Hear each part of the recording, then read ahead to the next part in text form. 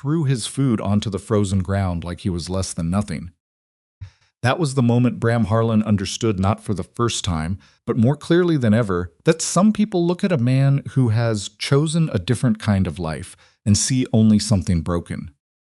The storekeeper's wife in Caldwell had done it with a smile on her face, dumping his carefully counted coins back onto the counter, telling him the store didn't serve his kind anymore.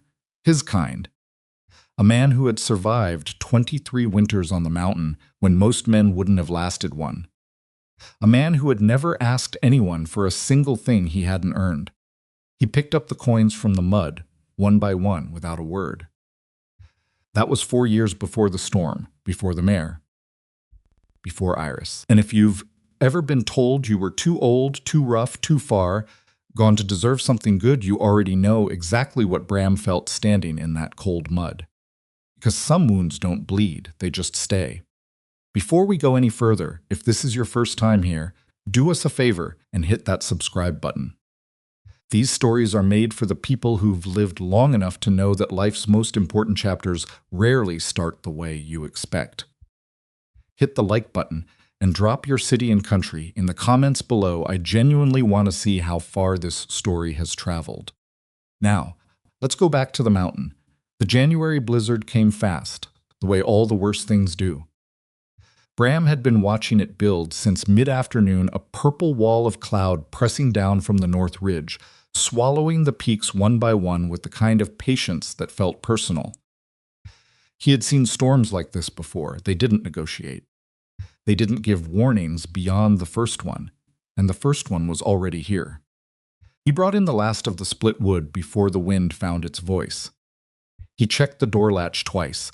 He fed the stove until the iron sides ticked with heat. Then he sat down on the edge of his cot with a cup of black coffee that was mostly grounds, and told himself, as he had told himself every night for the past 11 years, that this was a good life. Clean life. A life that made sense. Bram Harlan was 54 years old. He stood just over 6 feet and moved the way a man moves when his body has been through things it never fully forgot, careful, deliberate. Slightly favoring the right side where a grizzly had introduced itself to his ribs in the winter of his 41st year. His face was the kind of face that children stared at openly, and adults quickly looked away from, not ugly exactly, but used. Hard used, the kind of face that recorded everything and forgave very little. He had come to the Blackthorn Range after his wife left. His business failed, and his brother, the last family he had, died of a fever that moved too fast for the doctor to catch. 3 losses in 14 months. Bram had gone to the mountain because there was nothing left in the valley to hold him, and the mountain, at least, was honest about what it was. It would kill you if you made a mistake. It would reward you if you were careful. No false promises. No borrowed kindness. He had stayed because leaving stopped making sense. The cabin he'd built in his first year was rough but sound, 1 room, 1 window, a stone fireplace he'd reset twice before it stopped smoking wrong. He kept a garden in the short summer, ran trap lines in the fall, hunted elk when he needed meat and could afford the ammunition. He traded pelts at the Caldwell post once or twice a year, bought what he couldn't make, said as little as possible, and came back up the pass before the social niceties could find him and make demands. He was not a man without feelings. He was a man who had made a practical decision about where to put them. That night, with the storm howling hard enough to make the roof joists flex, Bram drank his coffee and listened to the wind and thought about nothing in particular. The stove popped. The snow hit the window glass like thrown gravel. Somewhere far above the cabin, something that might have been a branch cracked free. He noticed none of it in any alarmed way. This was just the mountain talking in its loudest voice. He had heard it before. He was almost asleep when the horse screamed. He was on his feet before he was fully awake. 40-year-old instinct, the difference between a man who had survived the Blackthorn Range and a man who hadn't. His hand found the rifle in the dark before his eyes had adjusted, and he was pulling on his coat one-handed, not because he thought clearly about it, but because his body already knew. The sound came again, not a scream this time, but something worse. a low collapsing sound, the sound of a large animal going down. Bram threw the door open and the storm hit him like a wall. He didn't go back for his lantern. He moved by feel and memory, knowing the clearing in front of his cabin the way a man knows the inside of his own chest, which way the ground sloped, where the 3 big spruce trees stood, how many steps from the door to the woodpile. He counted without counting, bent into the wind, and nearly walked into the mare before he saw her. She was a bay, maybe 15 hands, and she was dying. He could see it in the way her legs moved, that terrible involuntary paddling of a horse that has already decided it cannot stand. Her coat was sheeted with ice. She had been running for a long time before the cold finished her. He put his hand on her neck. She didn't flinch. That was worse than if she had. He stood up and turned, and that is when he saw the shape in the snow. Not large, bundled in a dark coat that had gone stiff with ice. Lying face down, arms at wrong angles, in a drift at the base of the spruce closest to the tree line. Thrown, he understood. The mare had gone down and thrown her rider. He covered the distance in 4 steps, dropped to one knee. Put 2 fingers against the side of the neck, a pulse. Thin, too slow, but there. Bram Harlan stayed on his knee in the snow with the blizzard swallowing everything around him and thought with absolute clarity that the sensible thing, the survivable thing, was to leave her where she lay. He had barely enough food for himself. The cabin was built for 1 body. Rescue was impossible until spring at the earliest. A young woman, she couldn't have been more than 25 by the shape of her dying in his clearing, was a terrible thing, but it was not his terrible thing. He thought all of that very clearly. Then he picked her up. She weighed less than she should have for her height. He noticed that the way you notice water damage in a foundation quietly, with the understanding that it means something harder is coming. He carried her against his chest, 1 arm under her knees and 1 across her back, and he walked back through the wind to the cabin. Inside, he kicked the door shut, laid her on the floor near the stove. His hands were already moving, pulling off the ice-crusted coat, checking fingers and toes for the white waxy stiffness of frostbite, feeling her jaw to make sure she hadn't bitten through anything when she fell. She was breathing in the shallow, irregular way of a body that is conserving everything it has left. She was going to die on his floor if he didn't do something that was going to feel like a violation.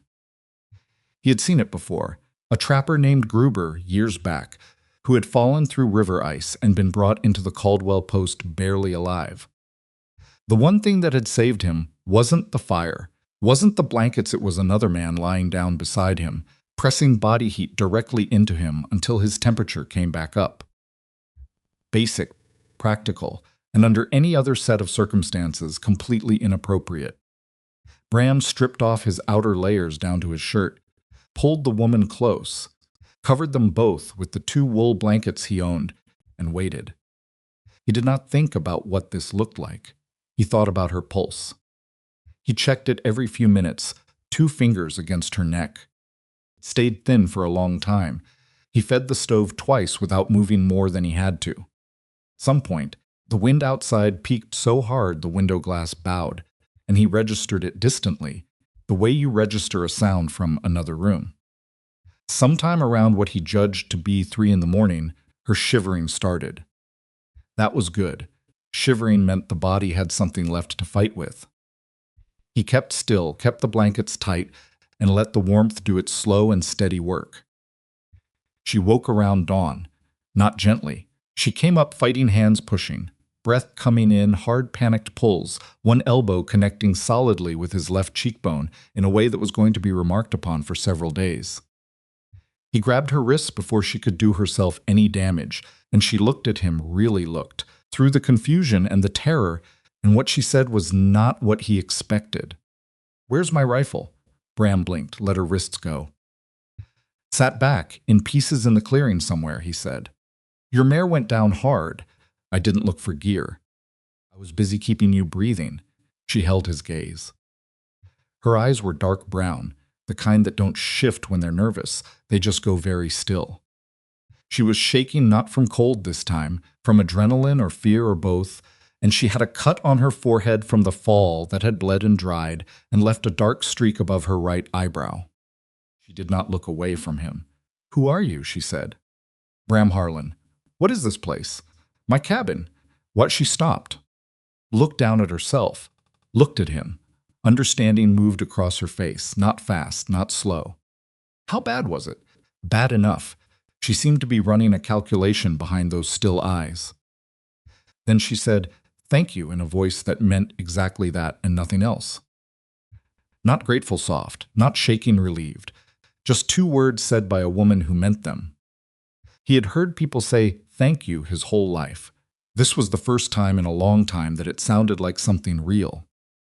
"Don't thank me yet," he said. "Pass is buried. You're not going anywhere for 3 months, maybe 4. She looked at the one window. The snow was still coming, hard and horizontal. "My horse gone," she closed her eyes. 1 breath. 2, then she opened them again. "Okay," she said. Just that okay. Bram stood up, moved to the stove, and started on breakfast without speaking.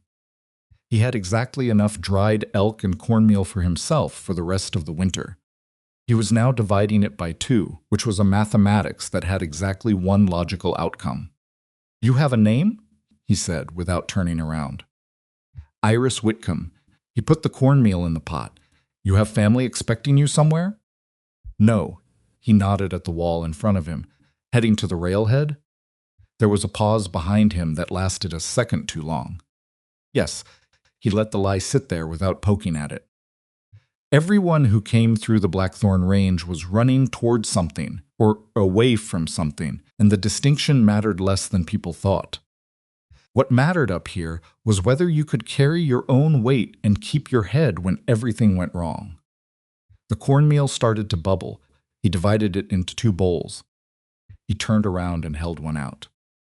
She had pushed herself up against the wall and was sitting with her knees drawn up, taking inventory of herself in the quiet, systematic way of a person who is used to waking up in bad situations and making fast assessments.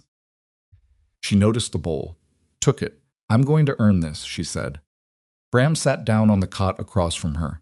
"We'll see," he said. It wasn't unkind. It wasn't kind either. It was the mountain's language. Wait and see. Prove it with action. Don't make claims you can't back up in February with 4 feet of snow at the door.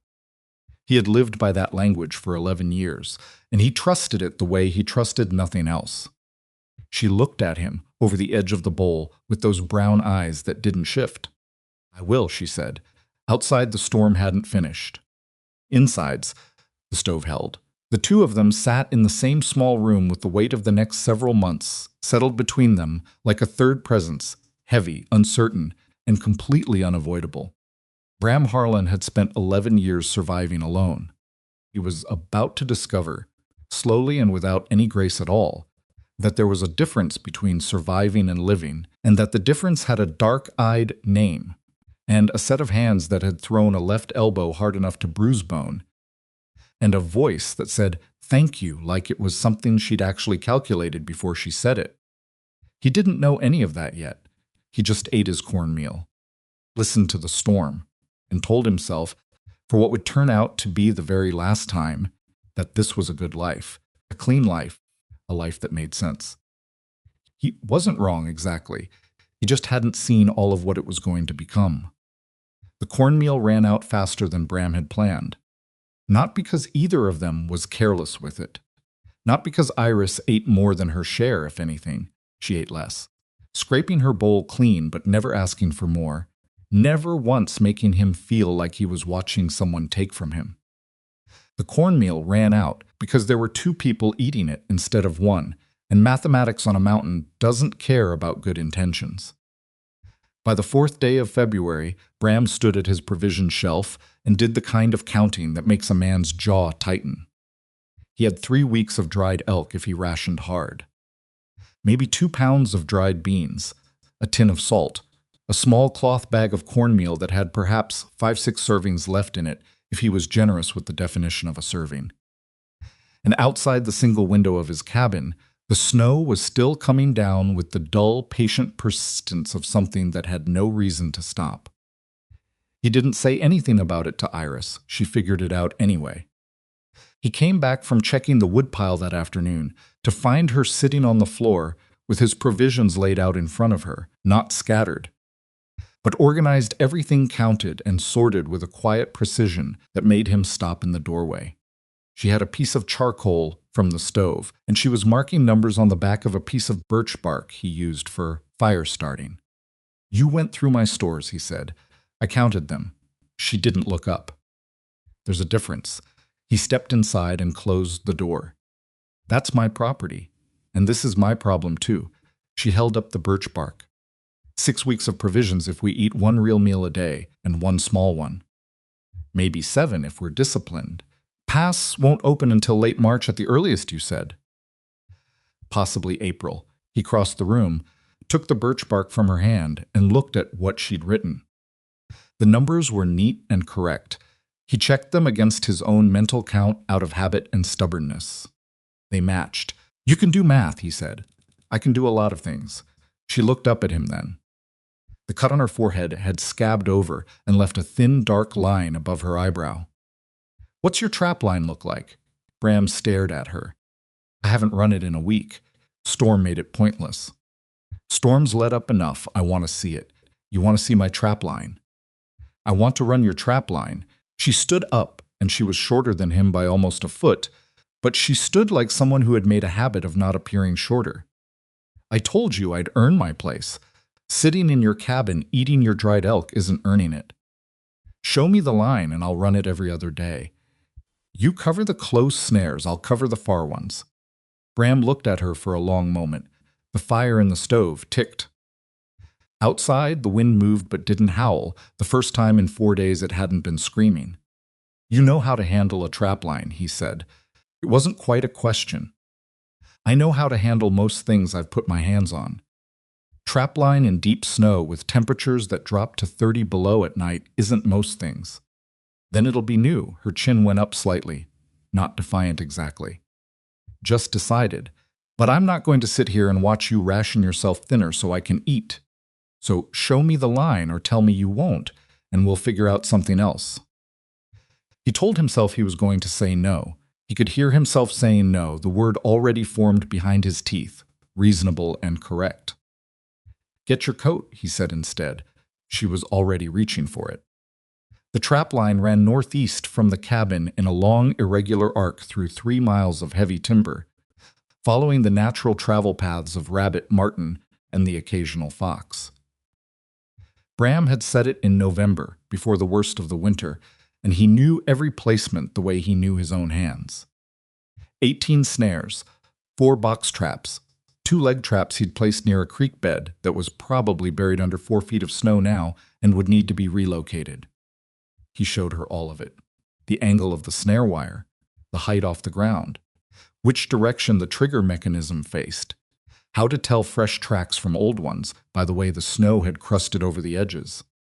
He showed her how to reset a triggered snare without disturbing the surrounding snow more than necessary, how to carry a caught animal so it didn't freeze stiff before you got it home, how to read the timber for the paths animals preferred when they were trying to stay out of the wind. She listened without interrupting. She asked 2 questions. Both of them were the right questions. On the way back, she slipped on a hidden root buried under the snow and went down hard on one knee. Put out a hand instinctively. She ignored it, pushed herself up, checked that she hadn't damaged the knee, and kept walking. He didn't say anything about it, neither did she, but he noticed. The first week of real routine started the morning after that. Iris took the far section of the trap line, the 2 miles that required the most climbing and the most time in exposed terrain.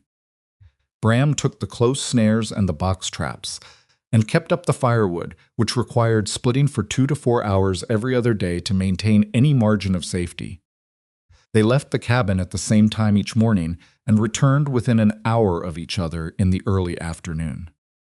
They ate together because the cabin was one room and there was no alternative, and they worked through the first awkward silences of that arrangement with the only tool available to them, which was simply enduring the silences until they became less strange. Iris caught 3 rabbits in her first 5 days. She brought them back already dressed, the pelts turned and set aside. She did it without announcing it, just laid them on the work table near the stove. Bram looked at them, looked at the pelts. "Where'd you learn to skin?" he said. "Father." He waited to see if more was coming. It wasn't. He nodded and went back to what he was doing. That was how most of their conversations went in the first 2 weeks. Short, functional, information exchanged without the texture of personal history underneath it. He learned that she was organized and that she hated waste with an intensity that bordered on personal. She saved every scrap of fat from the game they caught, rendered it down, used it for preserving leather and occasionally cooking. He learned that she was a light sleeper, or appeared to be, because on the 2 or 3 nights he got up in the small hours to feed the stove. He heard her turn on her cot within seconds of him moving. He learned that she sometimes sat and stared at nothing for periods of time that made him wonder what she was thinking, and then she would blink and be back again like nothing had happened. He didn't ask about any of it. She didn't ask about him. The arrangement held. Then, somewhere around the 3rd week of February, the cold reached the kind of depth that turns the air brittle. -35, possibly colder. The thermometer Bram kept nailed to the outside of the door, a thing he'd bought at the Caldwell Post 7 years ago, and half expected not to survive the first winter, hit the bottom of its range and stayed there. The stove had to run continuously. The wood supply started dropping faster than he liked. He added a 3rd splitting session every week and didn't tell Iris why, hoping she wouldn't notice. She noticed. "You're working the wood pile more," she said one evening.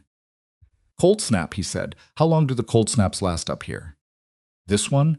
He looked at the window. The frost had built up on the inside of the glass until it was nearly opaque. 3-4 days, maybe a week. She was quiet for a moment. Then, "What happens if we run short on wood?" Bram set down the mending he'd been half doing and looked at her directly. She was sitting on her cot across the room, her own hands occupied with a piece of rawhide she'd been working into shape. For 2 days, some repair to her boot he hadn't offered to help with, because she hadn't asked. She met his look without blinking. "We don't run short on wood," he said. "Right. That's why you're out there 3 times a week instead of 2. He didn't answer that. She didn't push it. But she was up the next morning before him, and he woke to the sound of the axe outside. And when he looked through the frost on the window, he could make out her shape in the gray pre-dawn light. Splitting wood with a rhythm that wasn't pretty, but was completely effective. He lay on his cot for 2 full minutes listening to it. He didn't know what to do with a person who saw a problem and simply moved toward it. His whole adult life, he had been surrounded by people who either needed to be asked, or needed to be managed, or needed to be thanked elaborately for things they considered above their station. Iris Whitcomb split firewood before dawn in -30 temperatures because the wood pile was getting low, and she didn't mention it when she came back inside, and she didn't look at him with that particular expression that meant she was waiting for acknowledgement. She just made tea from the dried herbs she'd found in his stores, something she had started doing 2 weeks ago, making 2 cups without asking if he wanted one. Just setting his on the small table beside the stove, and she sat down and started working on the boot rawhide again. "You don't have to split every morning," he said. "I know," she said. She kept splitting every morning. By the last week of February, the cold snap had broken and a relative warmth had moved in still far below freezing. But the difference between -15 and -35 was the difference between endurable and dangerous. The trap line was producing steadily. They had more dried meat now than they'd started the month with, and Bram had recalculated the provisions twice and arrived at the same cautious conclusion: they were going to make it to March. Probably to April. The numbers were tight, but they worked. He told Iris this. She listened. Then she said, "Good, good," and went back to the trap line. He didn't understand why that annoyed him until 3 days later, lying awake at 2 in the morning listening to the fire, when he realized that what he'd wanted was for her to show some relief. Some indication that the situation scared her the way it scared him not for his own life, which he'd long since made a private peace with, but for hers. She was 25. The mountain owed her nothing. The cold would take her just as fast as it would take him, and wouldn't lose a moment of sleep over it. But she never showed fear, or if she did, she showed it in a language he hadn't learned yet. The fight, if you could call it that, and he wasn't sure you could happen on a Friday. He'd started marking days again after she arrived, which was something he'd stopped doing years ago because the days alone had a way of all feeling the same. But with two people in a one-room cabin, the rhythm of the week started to matter again. Fridays were when he made the longer calculation about provisions and adjusted their rationing, if necessary. On this Friday, he adjusted it in the wrong direction. Cut their midday portion by a third. Iris looked at the bowl he set in front of her. She looked at her bowl. She looked at his. She said nothing. She ate it. She said nothing for the rest of the afternoon. He could feel the silence differently, not the neutral silence they'd built over 5 weeks of careful coexistence, but a weighted one, the kind that meant something was being thought rather than said. He kept his eyes on the work in front of him and waited. Finally, near evening, she said, "We're short on something." "Managed shorter before. I know you have." She set down what she was working on and looked at him. "But you could have told me. I'm telling you now. You changed the portions and said nothing. I want to know when there's a problem." Bram looked up from his work. "It's not a problem. It's a calculation. It's my calculation, too." Her voice didn't rise. She wasn't angry in any loud way, but there was something firm underneath the words. The way bedrock is firm, not aggressive, just completely immovable. "I'm not a guest you're managing. I told you I'd pull my weight. I can't do that if you handle things in the dark." Bram said, "I handle things the way I've always handled them." "Alone," she said. "I know, but you're not alone right now." The fire in the stove made a long, low sound as a piece of wood shifted. Neither of them moved. 3 more weeks, Bram said finally. Then we're back to full portions, trap lines producing enough to cover it. Iris nodded once. "Then say that next time." She picked up her work and went back to it. The conversation was over, apparently, because she had finished what she needed to say.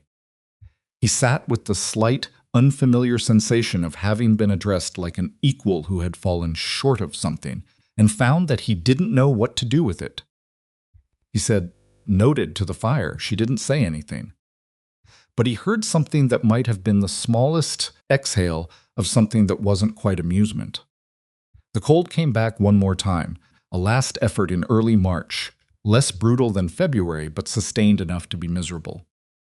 Iris developed a cough that worried him more than he showed. She developed it on a Tuesday, and by Thursday it had settled into her chest in a way that made him dig through his medicinal stores, a small tin box he kept on the highest shelf, which contained things he'd accumulated over years of being his own only doctor. Dried yarrow, a small paper packet of something a trapper had once given him and called a fever breaker. A tin of tallow with pine resin in it that he used for chest and joint complaints. He brought the tallow down and handed it to her without explanation. She looked at it, looked at him. "Pine resin," he said. "Rub it on your chest, breathe the steam off the tea." She was quiet for a second. "You kept medicine." "I kept practical things." She took the tin. She didn't thank him, not with words, but she looked at him for 1 extra second before she turned away, and he had learned enough of her language by now to know that the extra second was the thanks. The cough broke by the weekend. She was back on the trapline Monday, same as always, moving through the snow like someone who had decided that her body's complaints were relevant information but not final authority. March came in with a heavy snowfall and went out with something that almost felt like it might become thaw. Bram started watching the south-facing slope above the cabin in the afternoons, looking for the faint darkening in the snow that meant melt was starting underneath. He'd seen it happen as early as late March, as late as mid-April. There was no predicting it. The mountain ran on its own schedule. One evening in mid-March, Iris did something she had never done before. She asked him a personal question. They had eaten dinner, a real dinner. March had brought slightly better hunting, and he'd taken a small doe 2 days prior. and they'd eaten well for the first time in weeks. She was sitting on her cot, and he was at the small table he used for cleaning guns, running an oiled cloth down the barrel of his rifle for the third time, which was a thing he did when he was satisfied and didn't know what to do with the feeling. "How long were you married?" she said. Bram's hands stopped on the rifle. "Who said I was married? The way you boiled the coffee pot this morning," she said it simply. "My father did the same thing. Always boiled the pot, never the kettle." Habit from a wife he lost. He looked at her. She wasn't watching him with any particular intensity, just sitting with her hands resting in her lap, waiting to see if he would answer. 12 years, he said. Yes. A silence.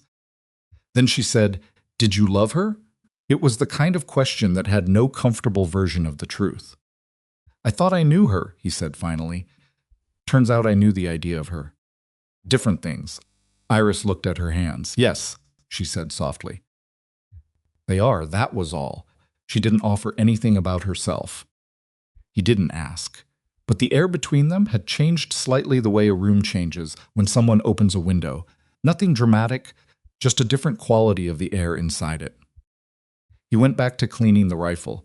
She sat with her thoughts. The stove worked. The next morning she ran the trap line without being asked. She came back with 2 rabbits and a marten, and she was already planning out loud how to stretch the marten pelt for maximum size while she set her boots near the stove to dry. He listened to her and gave a suggestion about the stretching frame, and she listened to his suggestion and said, "That'll work better," without making it a concession or a victory, just a fact. Small things. The accumulation of small things, which is what months actually are. He started leaving her coffee when he made it in the morning. Not asking if she wanted it, just putting it on the small table near her cot before she woke. She never commented on it, she just drank it.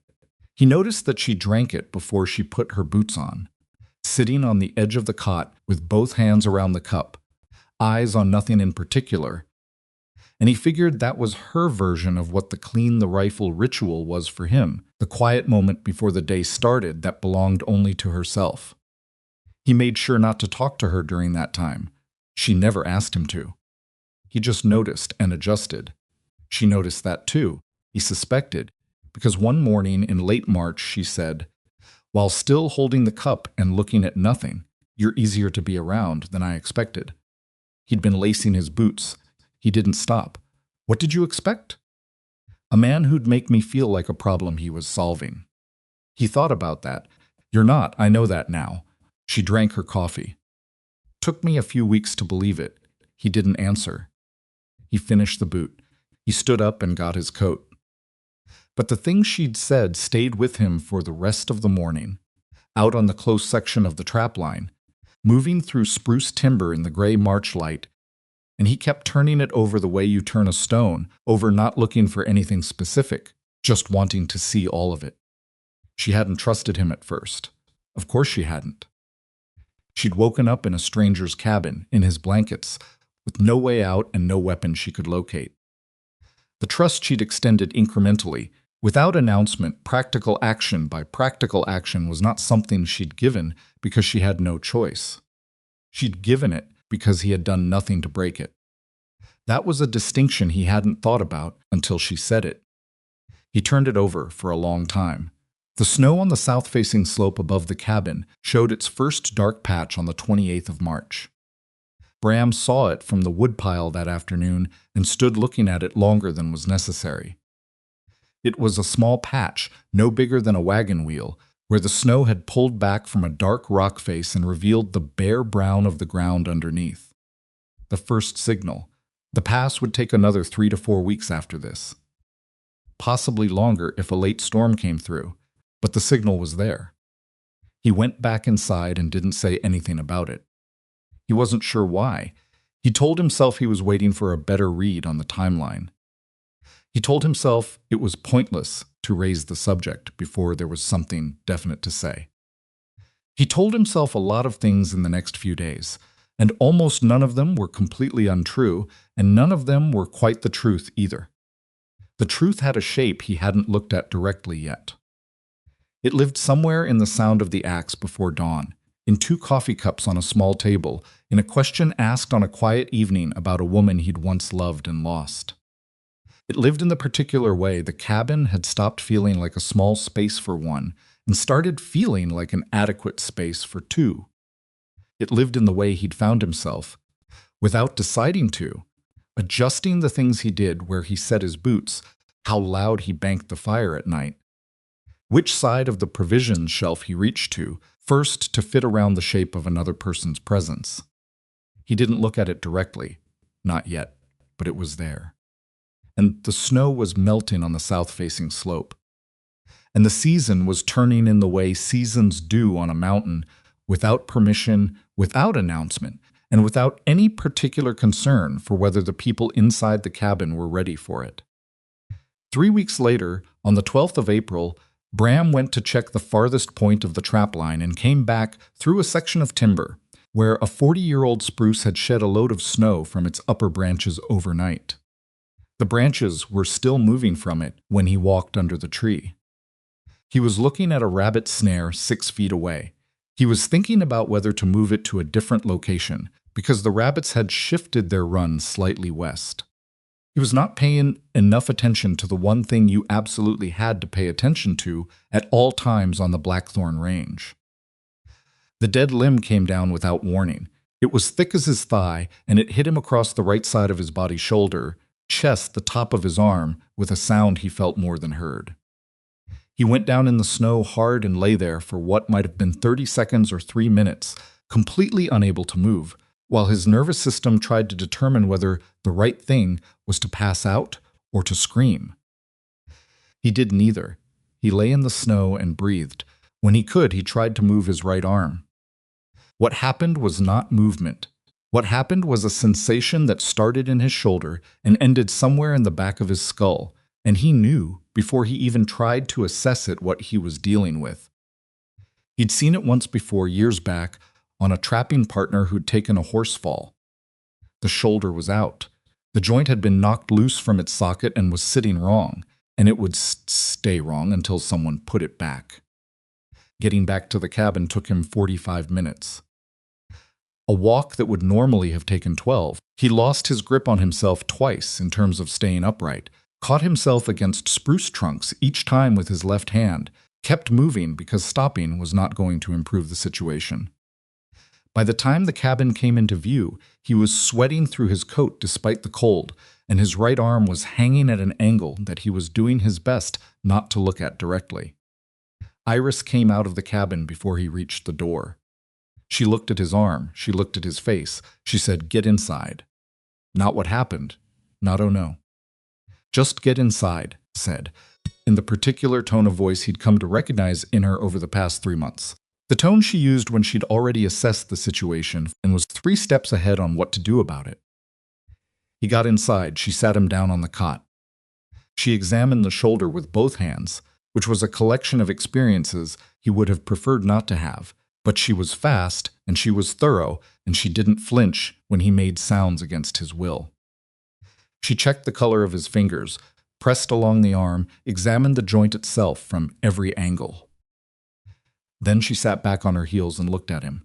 "It's out," she said. "I know that," he said through his teeth. "I can put it back." He looked at her.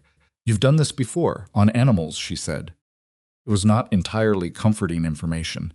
Same principle. Bram looked at the ceiling of his cabin for a moment. He thought about the mathematics of his situation. Right shoulder dislocated.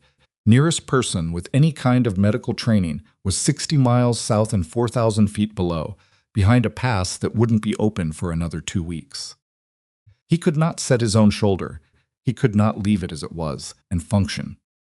He was out of options that didn't include Iris Scum, who had set dislocated shoulders on animals and was looking at him with those dark, steady eyes and waiting. "Do it," he said. What happened next was something he would remember for the rest of his life, with a clarity that time did nothing to soften. Because pain has a way of fixing moments in the memory, with a permanence that nothing pleasant quite achieves. She moved quickly, which was the right choice. She braced. She pulled. He heard the joint go back, with a sound that had no good description, and the world went white and loud for a moment, and he came back to himself sitting on the cot with both hands gripping the edge of the frame and Iris kneeling in front of him. One hand on his left forearm, watching his face with an expression he had not seen on her before. Not fear, not triumph. Something quieter than both. Something that looked, he thought distantly, like it hurt to watch. "It's back," she said. "Don't move it." He didn't move it. He sat very still and breathed and waited for the world to settle back into its correct proportions. She stayed where she was. Her hand was still on his forearm. Neither of them said anything for a little while. When he could trust his voice, he said, "Where'd you learn to do that?" "My father had a farm," she said. "Animals get hurt."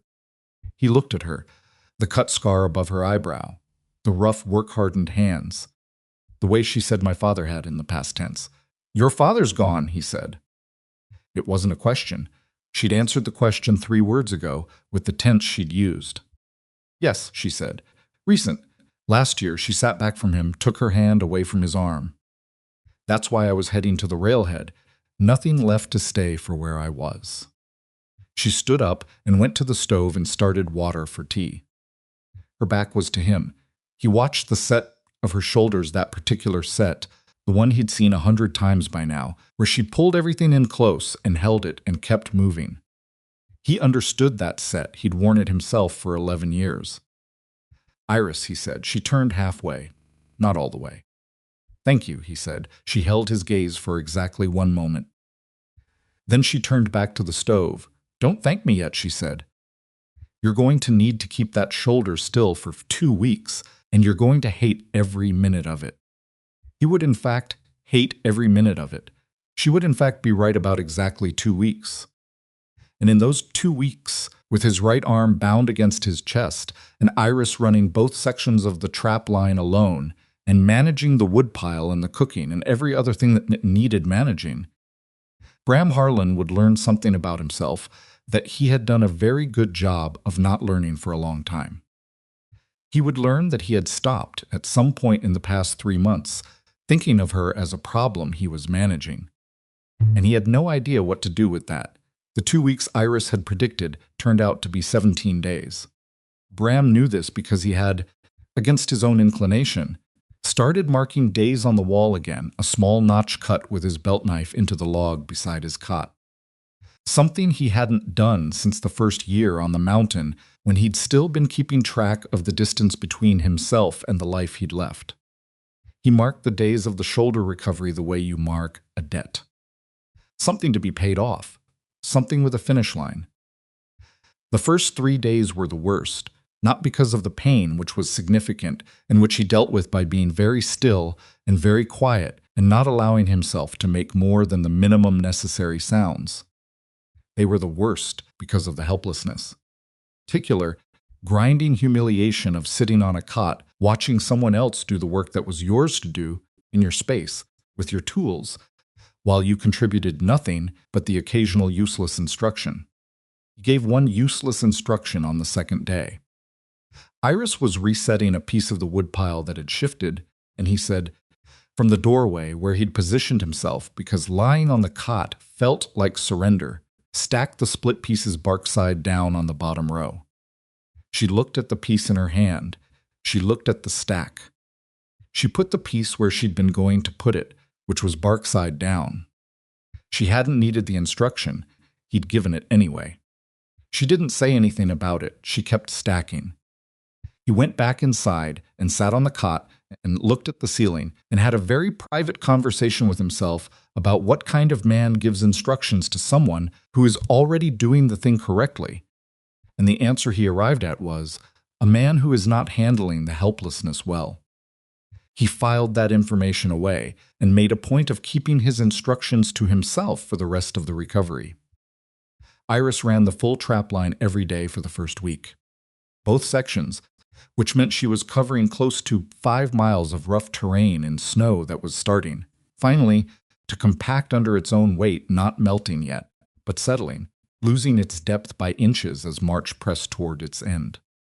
She came back each afternoon later than she would have come back running only her half, sometimes in the gray-blue of early dusk, and she came back with whatever the line had produced, and she processed it without stopping first to rest, because there was no time built into the day for stopping first to rest. He watched her and said nothing, and felt something he didn't have an immediate word for. On the 5th day, he asked her how the far snares were producing. She was hanging a marten pelt on the drying frame near the door. 3 rabbits and a marten today. Yesterday, 2 rabbits and nothing else. The fox got into snare 4 but worked itself loose. Snare 4 needs a shorter trigger distance, he said. I adjusted it this morning. He nodded. She kept working. He watched the fire iris. You're doing both sections plus the wood plus the cooking. Yes. She pulled the pelt taut, I'm aware. I'm saying it's too much. She looked at him over her shoulder. It was a brief look, and it carried in it the kind of patience that isn't effortless, the kind that's been built out of practice, the way you build a muscle, by doing the hard thing repeatedly until you can do it without showing the cost. Bram, she said, I'm fine. You came in last night after dark. I know when I came in. The far section takes longer in low light. She turned back to the pelt. It takes longer in low light because I can't move as fast. I moved slow. I checked my footing. I used the timber line for reference the way you showed me. I was fine. A pause. Stop. He stopped. He sat with the uselessness of having stopped, which was its own specific experience.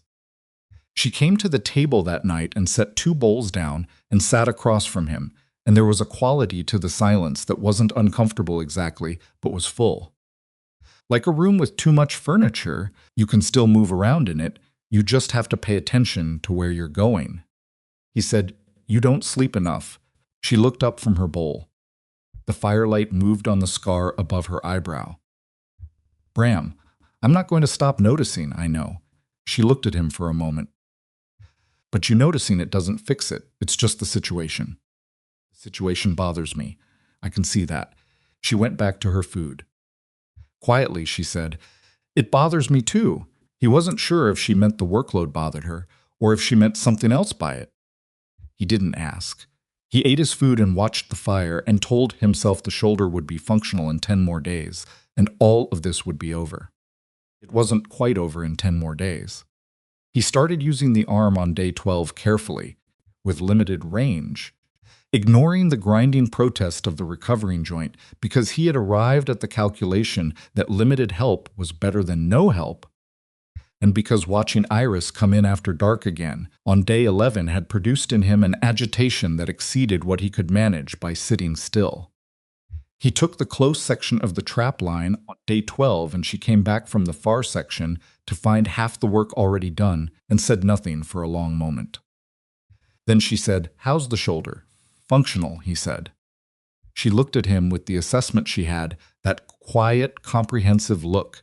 She gave things she was trying to determine the full truth of. You're favoring it. Slightly. Does it hurt? Yes. She nodded once. Don't do the far section yet. I wasn't planning to. She went inside. He stood by the woodpile for a moment in the cold and felt something loosen slightly in his chest that he hadn't known was tight. The relief, he thought, of being seen accurately, of someone looking at you and getting the real number instead of the number you'd been presenting. His wife, Elena, had never been able to do that. She had seen what she wanted to see, or what she feared seeing, and the gap between her version of him and the actual version had grown over 12 years into something neither of them could cross. He hadn't understood that while it was happening. He understood it now, standing in the snow at the end of April, with a healing shoulder and a woman inside his cabin who could look at him and simply count correctly.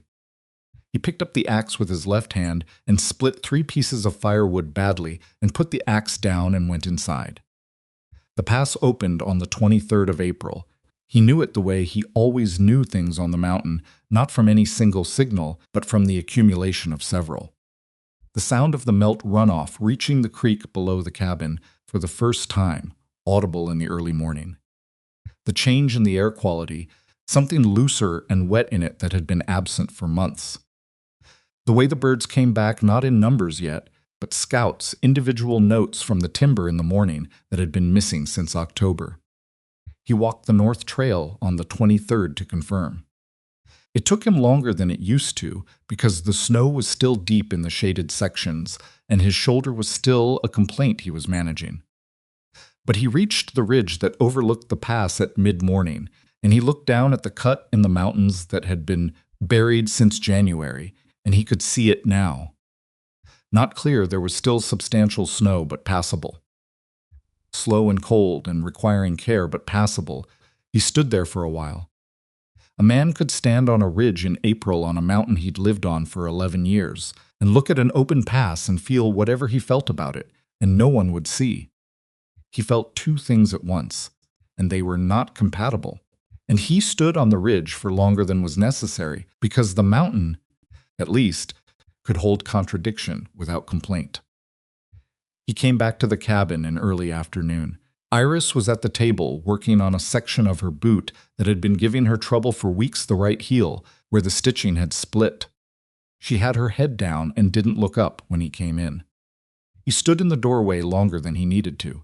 Then he said, "Pass is open." Her hand stopped on the boot. 1 second, 2. Then she looked up. Her face did the thing it sometimes did when she was processing something she'd known was coming, but hadn't fully prepared for a brief moment of arriving somewhere she'd had coordinates for, but hadn't actually stood in yet. He watched her eyes find him. "When?" she said. "It's passable now. Slow going, but it can be done." He came inside and closed the door. He went to the provision shelf, took down the pack he used for supply runs, and set it on the table beside her boot work. "I'll put together what you need, enough food for the descent. It's 2 days to Caldwell if the trail is clear below the tree line, and it should be the low country thought a week ago." Iris looked at the pack. She looked at it for a long time. 2 days, she said. "There's a boarding house in Caldwell. Run by a woman named Ferris. She's decent. You can get your bearings, find work or passage to wherever you're going." He was already reaching for the stores. Dried meat. What was left of the cornmeal? He had enough to pack 3 days of provisions without cutting himself short. He should be fine alone through the rest of spring. The garden would go in. The fishing would start. The rhythm would return. It always returned. "You kept up your share. More than your share. I'll give you full half of this winter's pelts. You can trade them in Caldwell for cash or supplies. They're worth." Bram. He stopped, turned. She was looking at him with the very still expression, the one where her eyes didn't shift, the one he'd learned to pay attention to because it always preceded something true. "Stop packing," she said. He looked at the pack in his hands. He set it down. She looked at the table surface for a moment, like she was reading something there. Then she said, "Did you walk up to that pass this morning because you were counting the days until I left?"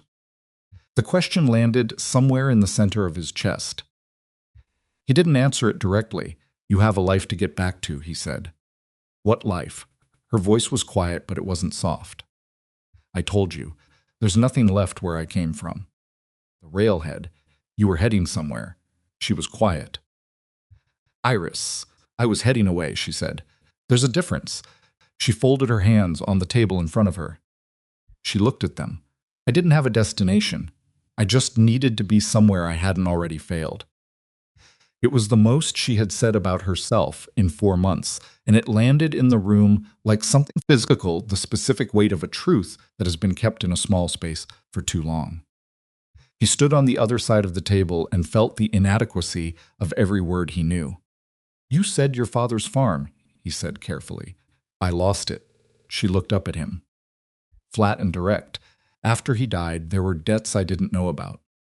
A business partner of his, came with papers. I had no money to fight it.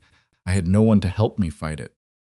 I had a horse and a month's worth of supplies, and the sense to leave before I had to watch him take the last of it." The flatness in her voice wasn't absence of feeling.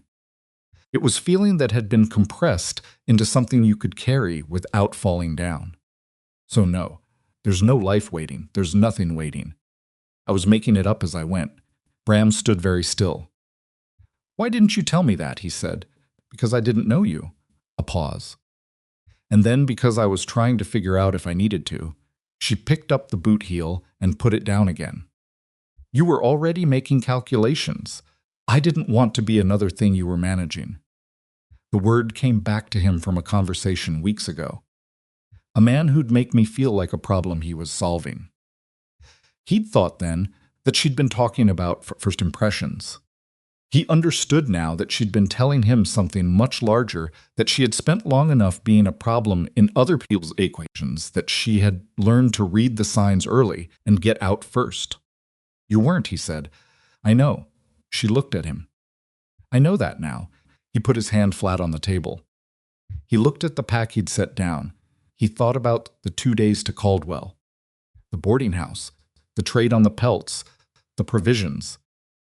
Everything he had planned out in the sensible, practical, correct language of a man who knew what the right thing was. He thought about coming back up the mountain afterward.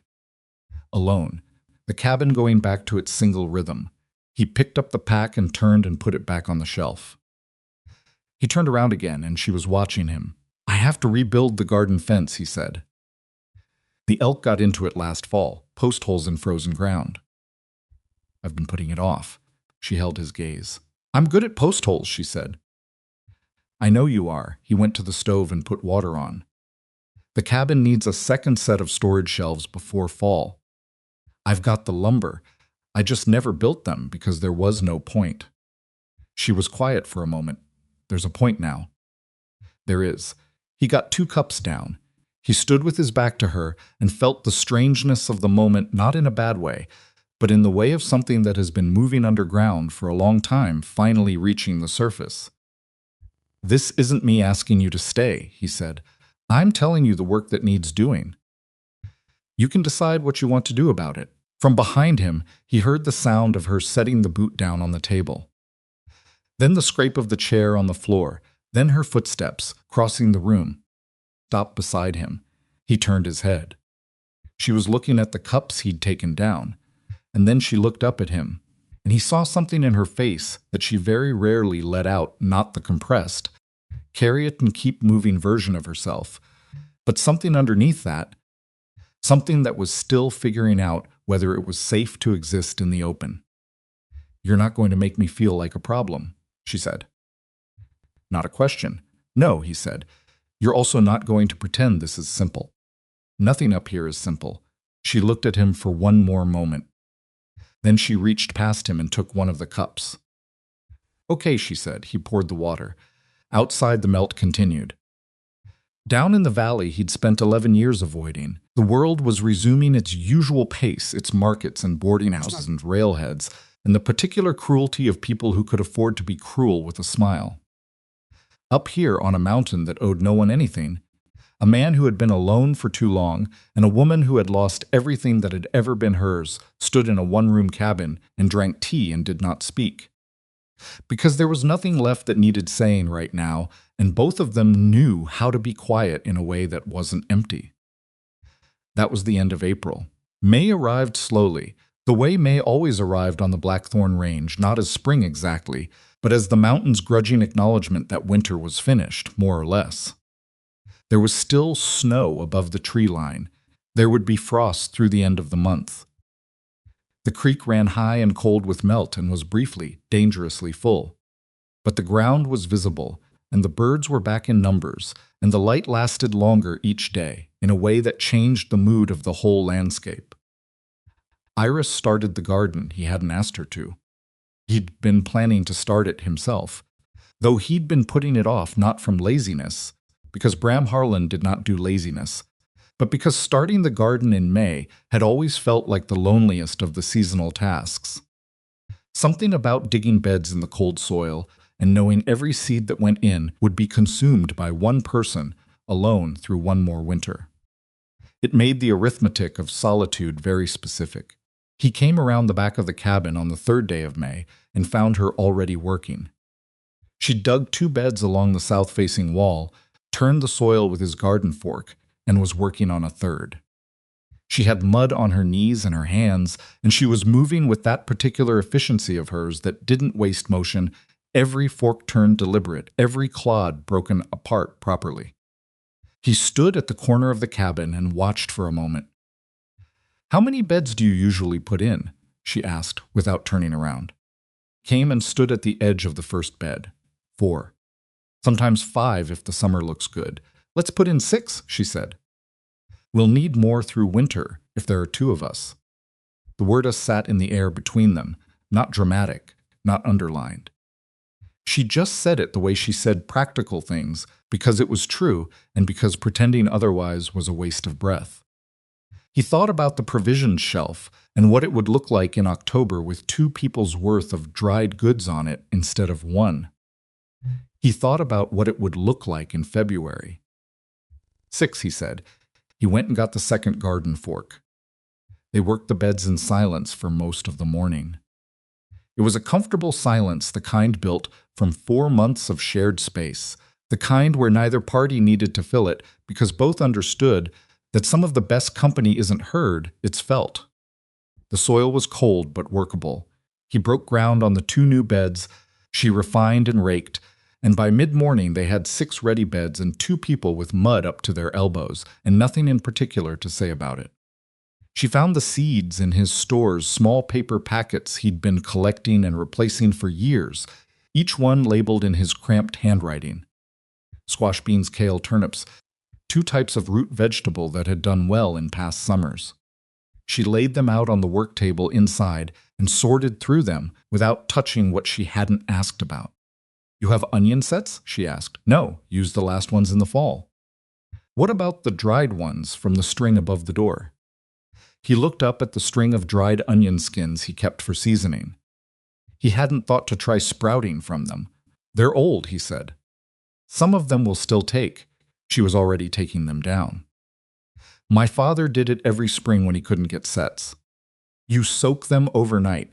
Plant the ones that give even a little green in the first 2 days." He watched her handle the dried skins, sorting by size and condition with the same systematic attention she gave everything. "Your father taught you a lot," he said. She kept sorting. "He was the only one who did." A pause. "My mother left when I was 6. I don't remember much about her. He raised me like she stopped. A small private hesitation, like I was just a person. Not a daughter who needed protecting from the practical things. Just a person who needed to know how the world worked." Bram turned one of the seed packets in his hands. "Sounds like a good man." He was. She said it simply, without the careful distance she usually put between herself and anything that hurt. He wasn't perfect. He made bad decisions with money, obviously. He could be distant when things were hard. He didn't always say the things that would have helped. She set down a handful of the dried skins. "But he always told me the truth, even when it wasn't comfortable." She looked at Bram directly. "That's rarer than people think." "Yes," he said, "it is." She held his gaze for 1 extra second, which he had learned was how she acknowledged that a thing had been said and received. Then she went back to the onion skins. He soaked them overnight in a tin of water. 2 days later, 14 of the 30-odd she'd planted showed the first thread of green. She transferred them to the garden bed and covered the row with a strip of canvas against the frost. He watched her do it and thought about his wife, who had never grown a single thing, who had considered the practical world a problem that money solved, who had looked at the farm he'd wanted to buy once and said she didn't want to spend her life in the dirt. He had let go of the farm. He had tried to become the kind of man who didn't need it. That had not worked for either of them over time. The memory didn't hurt the way it used to. It had become more like an old fracture in a bone. The bone was solid now, stronger maybe in that spot from the way it had healed, but you could feel the old break if you pressed on it. He pressed on it sometimes, alone, out of a habit that was probably not entirely healthy. Less often now. The fence repair took 5 days.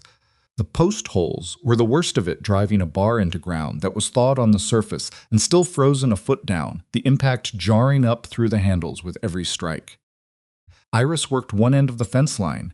Bram worked the other, and they met in the middle on the 3rd day, with 4 posts each set and tamped, and something that was not quite visible between them, not a wall coming down. Because neither of them had built walls exactly, more like the last of the weather. Post 8 is slightly off plumb, he told her, when he came to her end to check. She looked at it. Slightly. More than slightly. She looked at him. Will the elk care? He looked at the post. No, then it's fine. She moved to the next hole. He watched her go and felt something that moved through his chest in the general vicinity of what he thought might be joy, though it had been long enough that he wasn't entirely certain of the identification. It was quiet, and it was specific, and it had something to do with the particular angle of a fence post and a woman who would not apologize for it. The storage shelves were next. He had the lumber stacked against the back wall of the cabin rough-cut planks he'd prepared the previous fall, with the intention of eventually getting around to them. He split and planed them over 4 evenings, working by firelight, and Iris held pieces in place while he drove pegs. She was a good second pair of hands. She anticipated what he needed without him having to ask. She held things steady without overcorrecting, and she pointed out twice that he was driving a peg at a slight angle and was right both times, which he acknowledged by correcting the angle without comment. The shelves went up on a Thursday evening. When they were done, both of them stood back and looked at them in the firelight. 2 full sections, floor to ceiling on the east wall, enough for twice what he'd been storing. That's good, she said. It is, he agreed. She looked at the empty shelves for a moment. He looked at them too, all that empty space waiting to be filled, not a lack, but a kind of intention. The shape of something that was being built. Bram, she said. Why did you really not want me to leave? The question was quiet, and it was direct, and it had clearly been waiting for a moment like this, the 2 of them standing side by side in the warm light of a finished thing, the practical business done, the space opened up. She asked it without looking at him, which he understood as a consideration, not a weakness, giving him somewhere to go with the answer that wasn't directly into her face. He looked at the shelves. He thought about the ridge in April, and the 2 incompatible things he'd felt, and the pack he'd put back. Because the cabin was right, he said. For the first time in 11 years, the space I live in was the right size. He paused. I didn't want to go back to it being wrong. She was quiet for a moment. That's honest, she said. I try to be. She turned and looked at him then. In the firelight with the shadows behind her, and the scar above her eyebrow, and 11 years of calculation and loss, and the slow, painstaking architecture of trust built plank by plank in a mountain winter, she looked at him the way she looked at things she was trying to determine the full truth of. Me too, she said. Simple as that. He nodded. He went and put water on for tea. She sat down on the cot and pulled her knees up the way she did, and neither of them said anything else that night, because nothing else needed saying. But something had been named, not fully, not finally. Nothing on the Blackthorn Range was ever final, because the mountain was too honest to allow the pretense of permanence. But named, and a thing that's been named can no longer pretend to be nothing.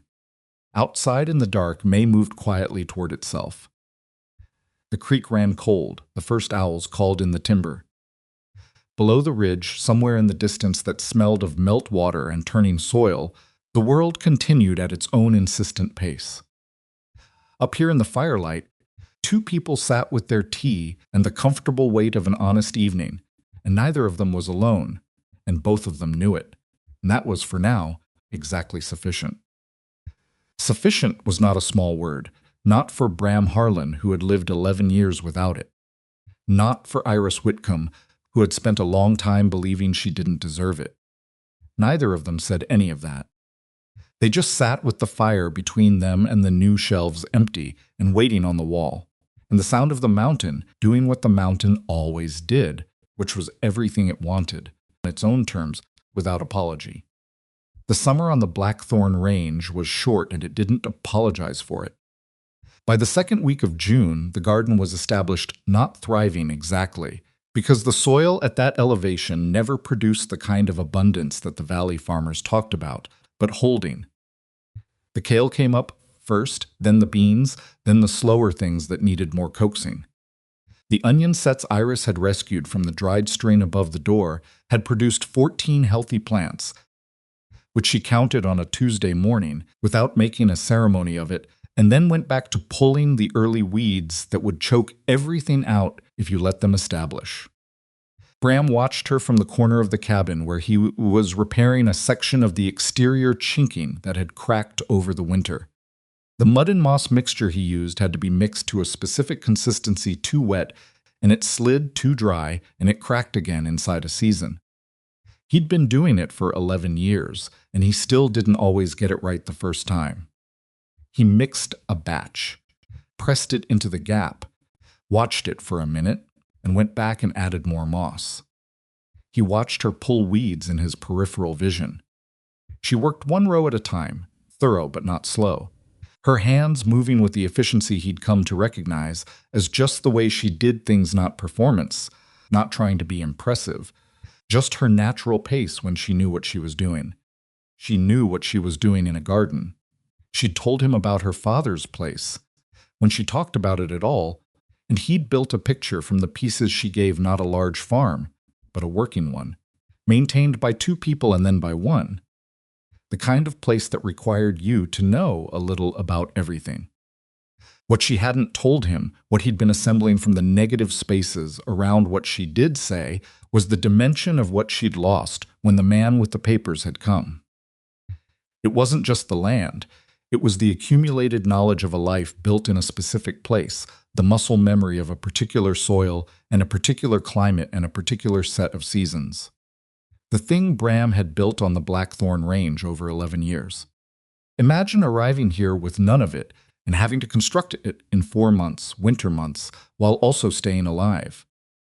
He pressed more chinking into the wall and thought about that. "You're mixing it too wet," she said from the garden. He looked at his hands. He looked at the chinking.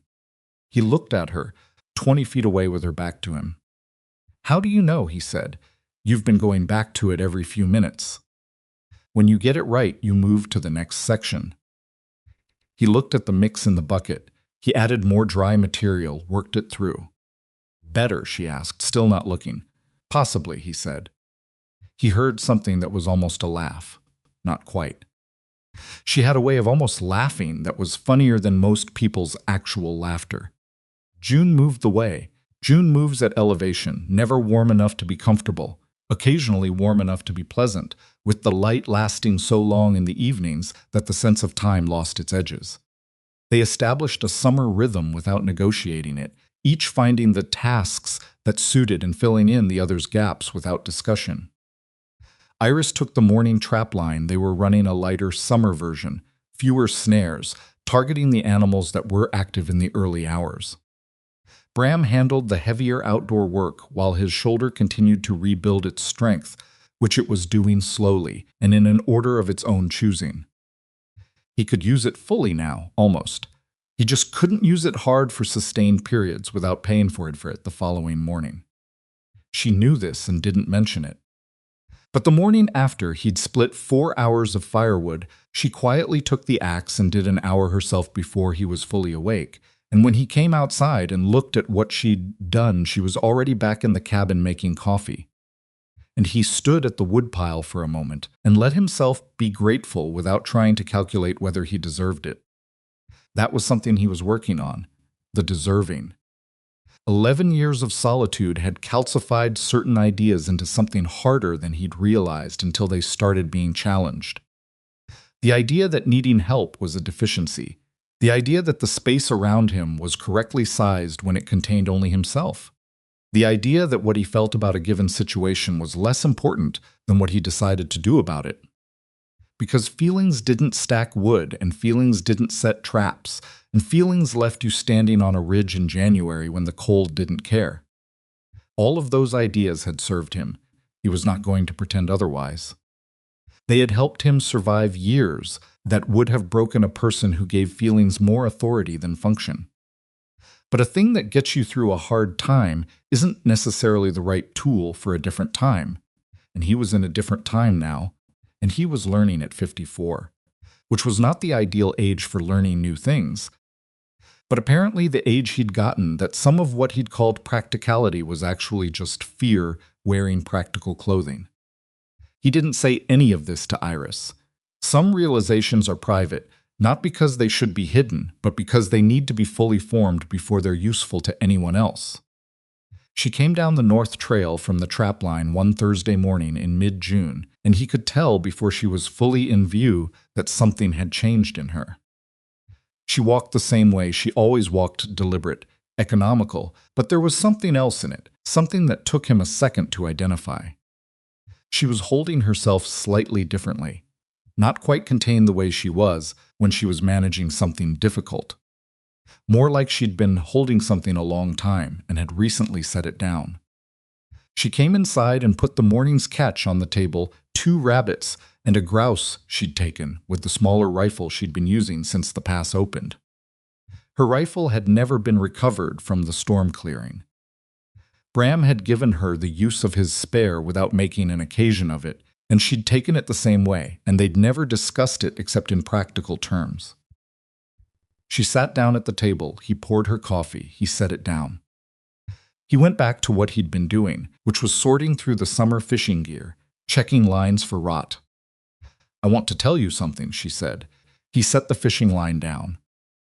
He turned and sat on the cot across from her, which was the way they handled conversations that were going to be real ones. It had become a kind of protocol, established without ever being stated. She had her hands around the coffee cup. She looked at them. "The man who took the farm," she said. "My father's business partner." She paused. "His name was Dalton Cross. He'd been my father's partner for 6 years. He knew us. He came to the funeral." She said this with a flatness that was not coldness. It was the flatness of someone reading from a document they've memorized so thoroughly it no longer produces the original feeling when they say it aloud.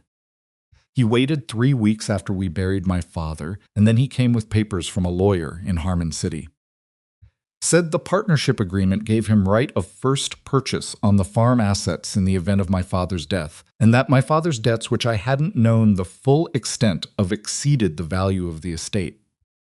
Bram said nothing. He watched her face. "I had a neighbor help me look at the papers." She was better with legal language than I was. Iris looked up from the cup. The debt was real. The agreement was real. He hadn't forged anything. He had just, she stopped, found the next words. "He had built a relationship with my father for 6 years, specifically because the farm was worth something, and he intended to have it eventually. I don't know that for certain, but I know it in the way you know things that you can't prove." Her eyes were steady. "He offered to let me stay on as hired help, at a wage he named. In the house where I'd lived my whole life. The quiet in the cabin had weight to it." "What did you say?" Bram asked. I said no.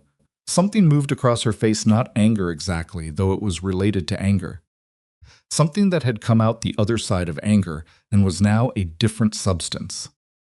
"I had $30 and a horse, and I was 24 years old, and I said no, and I packed in one night, and I left before dawn, so I wouldn't have to watch him look pleased about it." Bram looked at his hands for a moment. He thought about the storekeeper's wife in Caldwell, dumping his coins in the mud with a smile. He thought about the way some people's cruelty was entirely legal, entirely documented, entirely impossible to argue with. "The horse didn't make it," he said quietly. "No." She looked down at the coffee cup again. She was all I had left of him. She was his horse originally. He'd had her 12 years, a pause that was brief but complete. "I know she was an animal. I know that's a different kind of loss." "It's not a different kind," Bram said. She looked up at him. He meant it, and she could see he meant it, and she nodded once, short and definite, and he understood that this was the thanks for not minimizing it. "Why are you telling me now?" he said, not challenging. "Just asking." She thought about it honestly. "Because I've been waiting to see if it mattered." "Whether it changed how you," she stopped, tried again. "I've told story to 2 people before you. Both of them felt sorry for me in a way that made me feel smaller. Like I was a cautionary tale about a woman who couldn't hold on to things." She met his gaze. "I didn't want that from you, so I waited until I was sure you wouldn't do it." "And you're sure now?" "Yes." He looked at her for a moment. "Dalton Cross," he said. "Yes, he still have the farm?" "As far as I know." Bram nodded slowly. He picked up the fishing line he'd been examining and worked it through his hands, not checking it, just occupying his hands. He said, "My wife left because I wouldn't move to the city. She'd decided she wanted a different life than the one we had, and she waited until she'd built enough of it in secret to leave all at once. One morning I woke up and half the house was empty. She'd taken what she wanted and left the rest." He kept his eyes on the line. "I found out 3 weeks later she'd been planning it for almost a year. Going through paperwork, moving money, talking to a lawyer." He paused. "People who smile at you while they're building the door out. There's a specific kind of, it's not the leaving, that's the worst part. It's the smile." Iris was quiet for a moment. "Yes," she said. "That's exactly it." Neither of them said anything for a while. Outside, the summer light fell through the window at the long, low angle of late morning. The fire in the stove had burned down to coals. They didn't run it hard in June, just enough for cooking and the damp nights. The smell of the cabin in summer was different from winter, less closed in, the pine sap in the walls more present, the air moving through the gaps in a way that felt like breathing.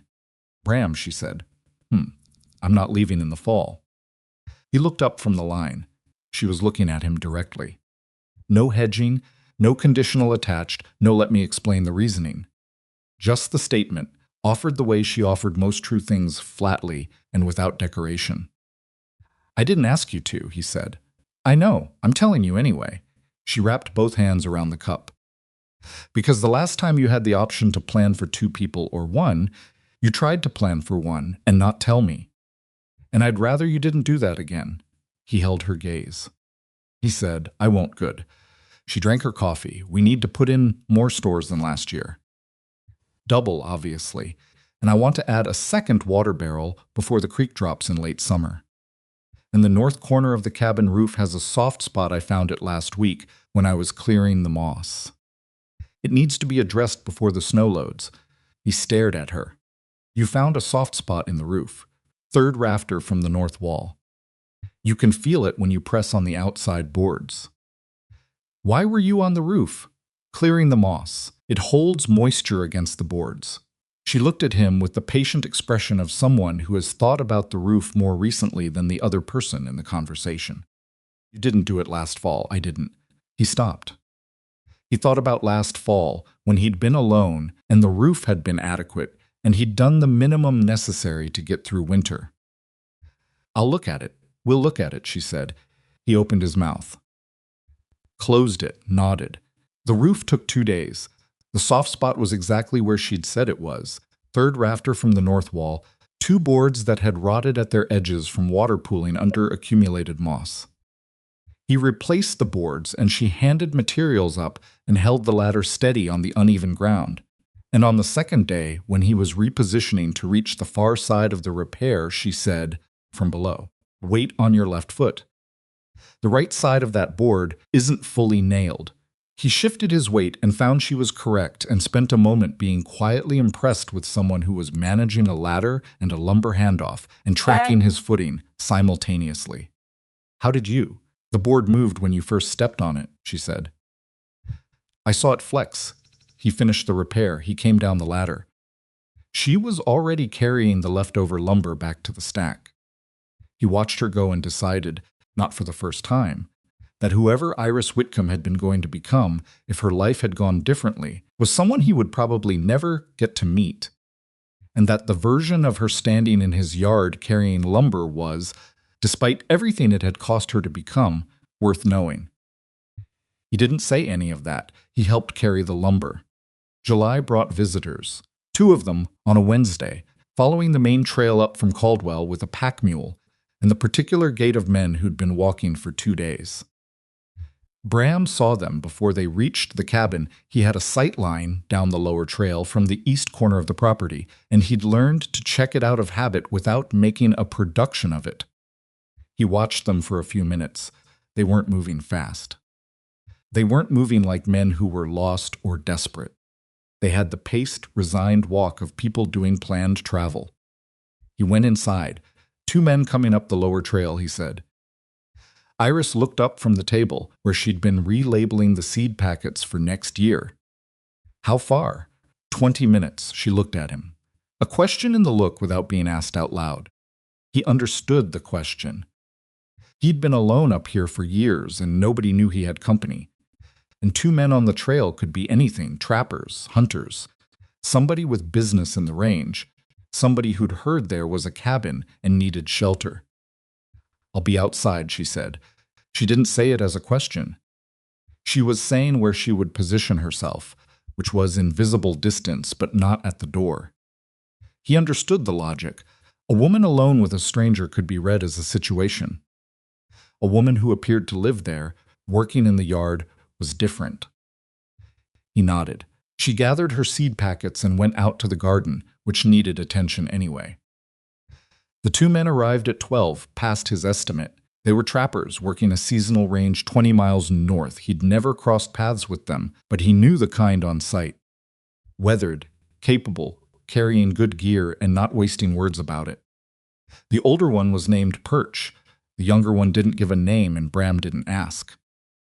Perch wanted to know if they could make use of his spring, the small, reliable spring that ran 50 yards east of the cabin and produced the cleanest water on the upper range. Bram said yes. They refilled their water containers and watered the mule, and Perch talked briefly about what the upper range had been like this season, heavy snow year. The snowmelt had pushed the larger game higher than usual. They'd had to run their line further north. The younger man had been looking at Iris for 2 minutes. Bram had been tracking this in the way you track things you're hoping to be wrong about. The younger man's eyes kept going to the garden, coming back, going to the garden. He was maybe 30, with the kind of face that showed its thoughts more than it probably intended to. "She your wife?" he said to Bram. Not unfriendly, just direct. Bram looked at him. He looked at Iris, who had her back to them and was working the bean row and could certainly hear everything being said. "She lives here," Bram said. The younger man nodded slowly. The way he nodded said that he was doing arithmetic. The arithmetic was visible. The older man, Perch, was looking at a fixed point somewhere past the tree line with the elaborate indifference of someone who had learned not to stand near lightning. "Long winter up here," the younger man said. "Yes," Bram said. "Must be." He paused, finding a word. "Must be good to have company." "It is," Bram said. His voice had not changed. It had not needed to change because there was nothing in it to work with: no heat, no edge. Just the flat, complete surface of a man who had run a trap line at 30 below and dislocated his shoulder in the timber and was standing in his own yard answering a question. But there was something underneath it, not anger exactly. Something more like the specific attention of a man who is waiting to see if a next sentence is going to require a response of a different kind. The younger man looked at him. He looked at Iris again.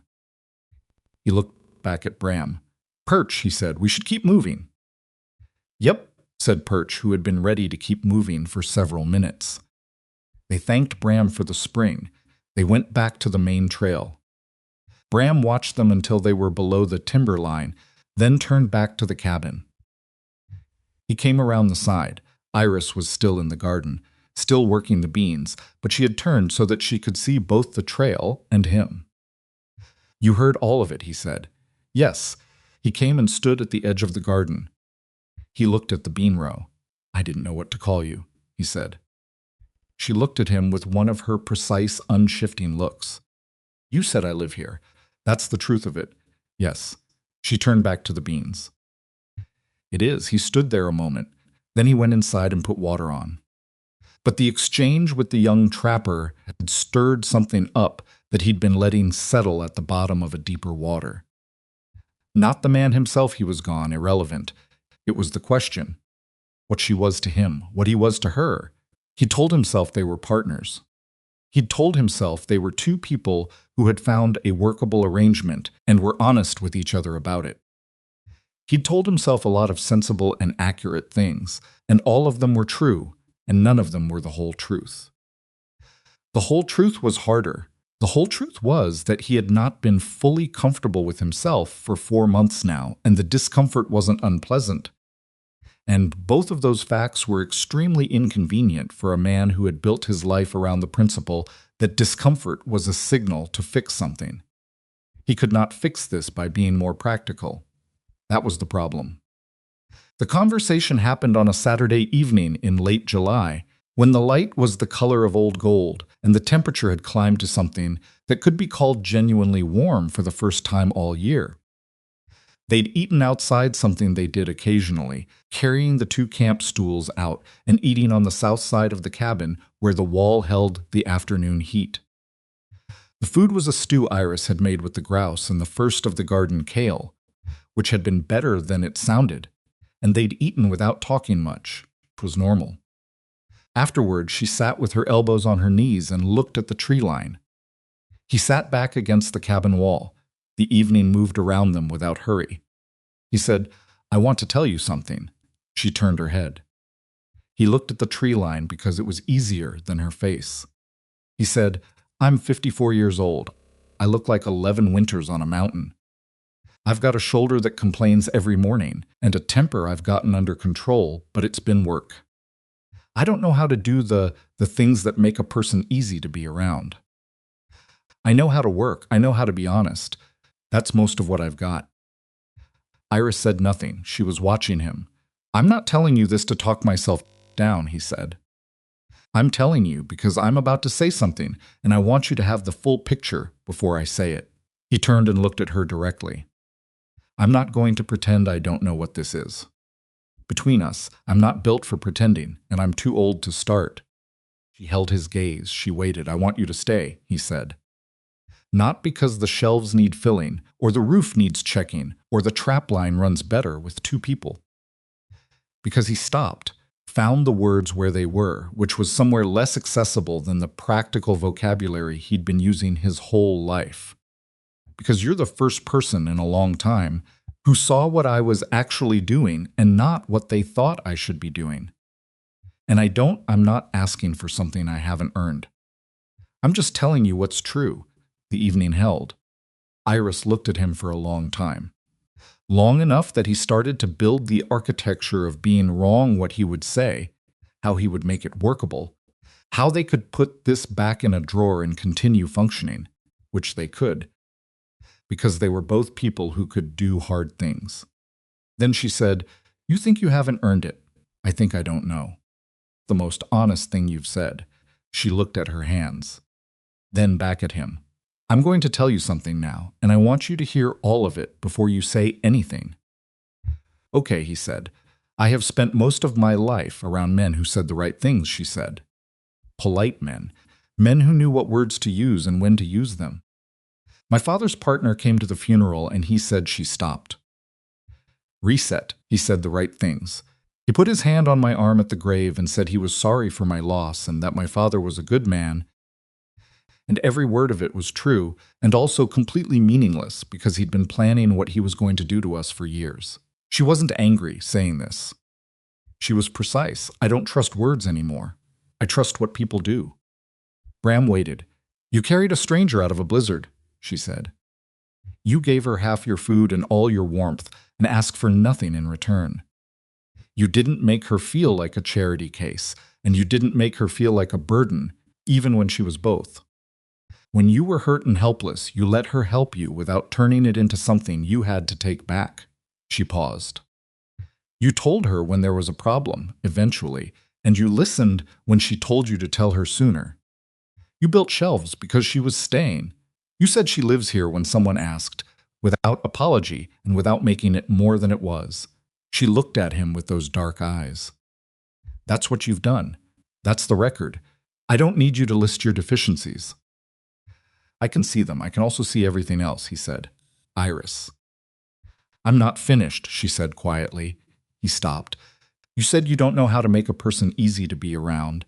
She tilted her head slightly. "Bram, I came here in the worst shape I'd been in years. I had nothing.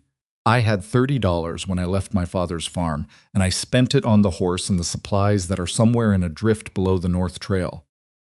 I had nothing, and I was angry in the specific way you're angry when everything has gone wrong and you still can't stop functioning because stopping isn't an option. And you gave me work to do.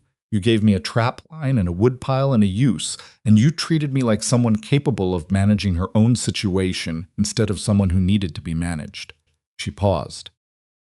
"Do you know how rare that is? To be given work when you're drowning instead of sympathy." He didn't answer. He didn't think she wanted him to. "You don't make me easy to be around," she said.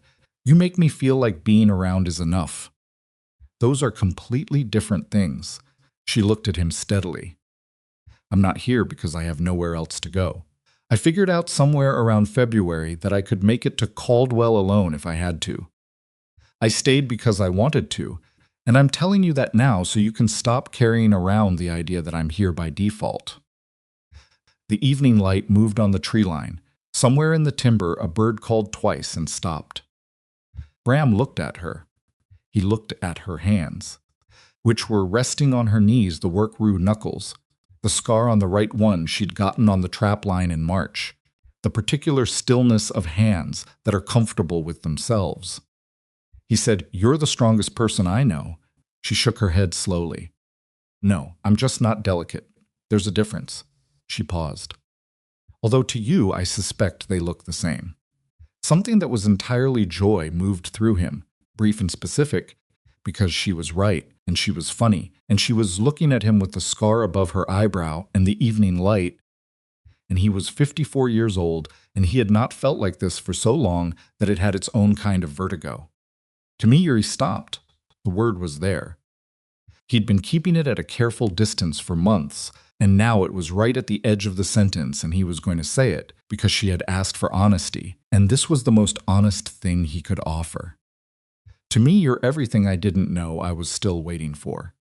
She held that for a moment. Then she said, softly, not loud, not dramatic, just true to me, "You're perfect." He opened his mouth. He closed it. He looked at her with the particular expression of a man who's just been handed something he doesn't have a category for. "That's not," he started. "I know you're not." She said it simply. "I'm not talking about perfect the way people mean when they want something without edges. I mean," she looked for the word, "complete. The right shape for the space you're in. That's what perfect means to me, and that's what you are." She looked at him steadily. "You're allowed to just hear it." He sat with that. Outside, the evening went on doing what evenings do, which is persist in their own quiet way, regardless of what the people inside them are going through. The light deepened. The bird in the timber called again.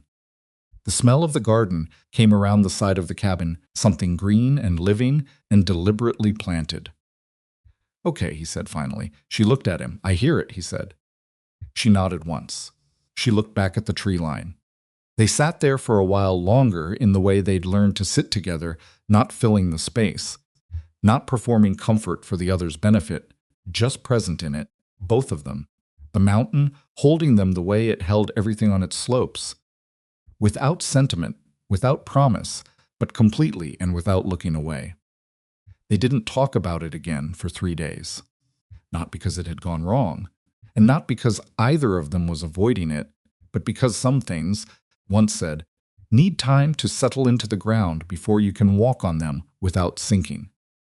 What had passed between them on that Saturday evening in July was real, and it was solid, and it needed exactly what they gave it, which was space and the continuation of ordinary life while it found its footing. So they did ordinary things. Bram checked the water barrel for the algae that grew in warm weather and scrubbed it out. Iris harvested the first of the kale and hung it to dry in the upper corner of the cabin where the air moved best. He repaired a section of the trap line's far reach that had been giving inconsistent results.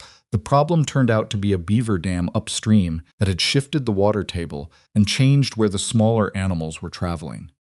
She relaced both pairs of her work boots, which had been needing it for weeks, and asked him without preamble if he had an awl she could use. And he found the awl and handed it to her, and she said thanks and went back to the boots. They ate together.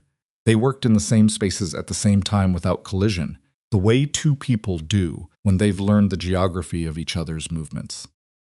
They talked about practical things, the second water barrel, the roof, the provision strategy for fall, whether the onion sets would produce enough to be worth the shelf space they'd take up. They talked the way they always talked, which was directly and without filler.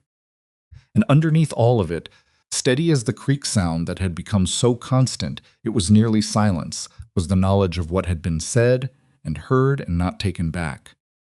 On the third day, Tuesday, Bram came in from the morning trap line to find Iris at the window. Not looking out exactly, she was holding a piece of rawhide she'd been working on, but her hands had stopped, and she was watching something in the middle distance that wasn't visible from where he stood. He set down his pack. He looked at her profile against the window light, the clean line of her jaw, the scar above the eyebrow that had gone silver over the months. The particular quality of stillness she had that was so different from emptiness, because you could feel the thinking happening behind it. She said, without turning, "I keep waiting for the other thing." He took off his coat and hung it. "What other thing?" "The thing that makes this wrong." She turned from the window then. Her eyes found him with the directness she always brought to difficult statements, the refusal to look sideways at a hard thing. "Every time something has been good, there's been another thing underneath it. Something I didn't see until it was too late to do anything but survive it." She paused. "I keep checking for it, like a snare I haven't spotted yet." Bram stood in the middle of the cabin and looked at her honestly. He said, "I can't promise you there isn't one. I don't know what I don't know." She held his gaze. "What I can tell you," he said, "is that there's nothing I'm not showing you. There's no door I'm keeping closed. Everything I am is what you've been looking at for 8 months." He paused. "I know that's not the same as a guarantee, but it's what I've got." She looked at him for a long time.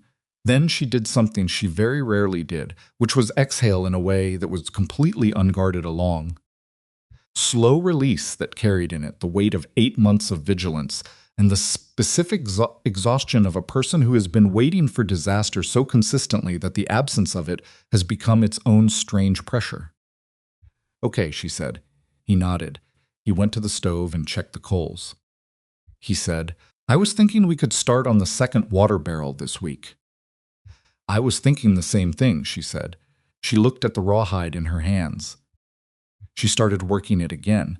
"There's a decent piece of timber near the eastern spring." "Should be dry enough by now. I saw it last month," he said. "I was going to ask you about it. You were going to ask me." "Yes." She looked at him across the cabin with something in her eyes that was warm and dry and fond in a way that didn't require any performance. "You've changed," she said. Not accusation, observation. "I've noticed that," he said. She went back to the rawhide. He put water on for coffee. The morning went on around them, ordinary and sufficient. August arrived and brought with it the particular urgency of late summer, at elevation that awareness, built into everything that lived on the mountain.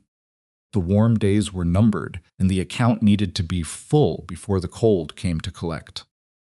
Bram felt it the way he'd always felt it, in the slight acceleration of everything, the instinct to work one more hour before the light went, to add one more log to the stack, to check the garden one more time before bed. But this year it had a different quality. He was building the account for 2, and that changed the arithmetic in ways that weren't just practical. He started the fall hunting in the first week of August. Elk had moved back down from the high range as the summer vegetation peaked, and he knew where they traveled a series of natural clearings on the east-facing slope where the grass came in thick every year. He was out before dawn, on the 4th, positioned in the timber with the wind right, and he waited with the patience that had become so much a part of him it was almost no longer recognizable as patience. It was just the way he was in the outdoors, still attentive, reading the light and the air with the automatic fluency of a man who'd done it for decades. The elk came at dawn, a young bull not large but solid, moving along the clearing edge exactly as he'd expected. He took the shot carefully, one breath, and the bull went down cleanly with the first round. He gutted and quartered alone because there was no reason to call Iris for it. It was his regular work, and he was capable. But when he came back to the cabin with the first quarter on his back, she was already outside, and she came to help without being asked. Taking the load from him with the matter-of-fact efficiency he'd long since stopped being surprised by. and together they made 4 trips down to the clearing and brought the whole animal home before noon. They processed it together, Bram on the main butchering, Iris on the fat rendering and the initial jerky prep. Both of them working at the outdoor table in the August warmth, while the flies tested their patience and the smell of raw meat was heavy in the air, and absolutely nothing about it was pleasant. But they worked through it steadily, and by evening the bull was divided and salted and hung and rendered, and the first strips were on the drying rack, and they were both covered in things that required significant cleaning. And they stood at either end of the outdoor table, looking at the result of the day's work with the simple satisfaction of people who have done a hard, necessary thing correctly. "Second one before September," she said. "If we can get it," he agreed. "We'll get it." She picked up the apron she'd worn and examined the state of it. "This needs to be burned." "It does," he said. She looked at him. He looked at her, the particular ridiculousness of the apron, and the particular filth of both of them, and the entirely successful and unglamorous day that had produced this moment moved through both of them at once, and they laughed, really laughed, which was rare for Bram in the specific way that rain in August was rare on the range, not impossible but notable, something you looked up at when it happened. Her laugh was short and real and had no performance in it whatsoever. He thought he could listen to that for the rest of his life without it getting old. He thought that, and then he thought about what he'd thought, and then he went to clean up before his face did something. He wasn't prepared to manage publicly. The second water barrel came together in the 3rd week of August. The timber section Iris had identified was indeed dry enough good, dense wood that would hold shape and not split through the first winter. Bram did the coopering, which was detailed work requiring the barrel staves to be shaped and fitted precisely, and he did it with the concentration it deserved, not rushing. Because a barrel that leaked was worse than no barrel at all, and the mountain would not be sympathetic about the distinction. Iris prepared the hoops in the ceiling, and on the day they filled it from the spring and watched it hold without weeping a drop, she put her hand flat against the side of it and said, "Good," in the voice she reserved for things that had turned out correctly. He carved their initials into the lid, BH and IW, cut shallow with his belt knife. He didn't announce that he was doing it. He just did it, and she saw it, and she looked at it for a moment, and then looked at him, and didn't say anything. But the extra second she held his gaze before she looked away was the thing he'd learned to wait for. September came cold. It always did. The first frost arrived on the 6th, earlier than some years. Exactly like others, the mountain kept its own schedule, and Bram had stopped trying to predict it beyond a 2-week window. They moved the remaining garden produce inside in the first week, the onions, the beans, the remaining kale that hadn't yet been dried, the root vegetables that had done better than he'd expected in their new 6th bed. The provisions shelf on the east wall, their shelf, the one they'd built together in May, was fuller than he'd ever seen it. More than full. He did the count twice in September and arrived at the same number both times. They were looking at a very good margin. Not comfortable exactly, because nothing about winter on the Blackthorn Range was comfortable, but sound. More than sound, he told Iris. She did the count herself, because that was who she was, and arrived at the same number and nodded. "We should still run the trapline hard through November," she said. "Yes," he agreed, and the second elk would help.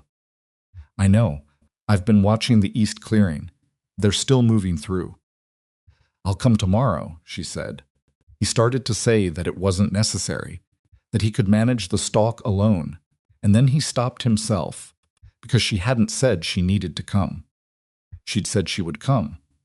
There was a difference, and he'd learned to hear it. Before dawn, he said, "Wind comes from the northwest at that hour." "I know," she said. "I've been watching it. They got the second elk on the 3rd day of trying." It was Iris who saw at first a cow, mature and heavy, moving along the clearing edge from a direction Bram hadn't anticipated. She touched his arm once, 2 fingers, the lightest possible contact, and directed his attention with the pressure of her hand. He found the animal in the scope. He looked at the angle, the distance, the trees behind. He took the shot. The cow went down 30 yards from where she'd been standing. On the walk back to the cabin, packs heavy, both of them moving slower than they'd gone out, she said, "Good shot." "Good eyes," he said. She made a small sound that wasn't quite acknowledgement and wasn't quite deflection. Something in the middle that meant she'd accepted the statement but didn't need to expand on it. He thought about how long he'd lived without anyone to say good eyes to. He thought about how specific that was not compliment in the general direction of a person, but the acknowledgement of a specific thing they had done. The particular vocabulary of people who were paying attention to each other. He'd forgotten what that was like. He'd forgotten it was possible to get it back. October on the Blackthorn Range was the month that told the truth. The aspens on the lower slopes went gold and then bare in the span of 2 weeks. The creek dropped and ran cold and clear. The light changed in quality thinner, whiter, arriving at a lower angle and lasting less time each day. The animals moved differently, purposeful and intent, carrying the urgency of winter in their behavior. The whole mountain felt like something tightening, pulling inward, preparing. Bram and Iris pulled in with it. The trap line went back to its winter configuration, all 18 snares, both box traps, the full 5-mile arc through the timber. They ran it in the same pattern they'd established the previous winter, with one difference. He ran the far section now, because his shoulder was solid again, and she'd been covering it for months. And he wanted her to have the close section in October, because the far section in October meant early darkness and cold that could surprise you if you misjudged your pace. She didn't argue with the change. She didn't tell him she could handle the far section. She just took the close snares and ran them, which he understood as her way of accepting the thing he was trying to give her without making him feel managed for giving it. They were getting better at this, the giving and the receiving. Neither of them was natural at it. They were both too practiced at self-sufficiency, too long trained in the idea that needing something from another person was a position to be minimized. But they were learning, imperfectly and without any particular grace, the way adults learn things that should have come earlier, which is with more effort and more awareness of the effort than children ever have to apply. But learning. On a Tuesday in mid-October, the first real snowfall of the season came. Not the heavy winter snow that was still weeks away, but the first one, 4 inches of clean early snow that covered the ground and rested on the cabin roof and made the whole world look briefly like a promise of something. Bram came outside in the early morning and stood in it and felt the familiar weight of the season settling over the mountain, the way a known thing settles, not comfortable, not easy, but known. Iris came out behind him. She stood beside him in the morning quiet. They looked at the snow together. "Second winter," she said. "Yes," he said. A pause. She said, "I'm not scared of it this time." He looked at her sideways. She was looking at the tree line, at the white-covered spruce branches and the thin morning light and the unbroken surface of the new snow. "Were you scared last time?" he said. She thought about it honestly. "Of the snow, no. Of the being here, yes." She glanced at him.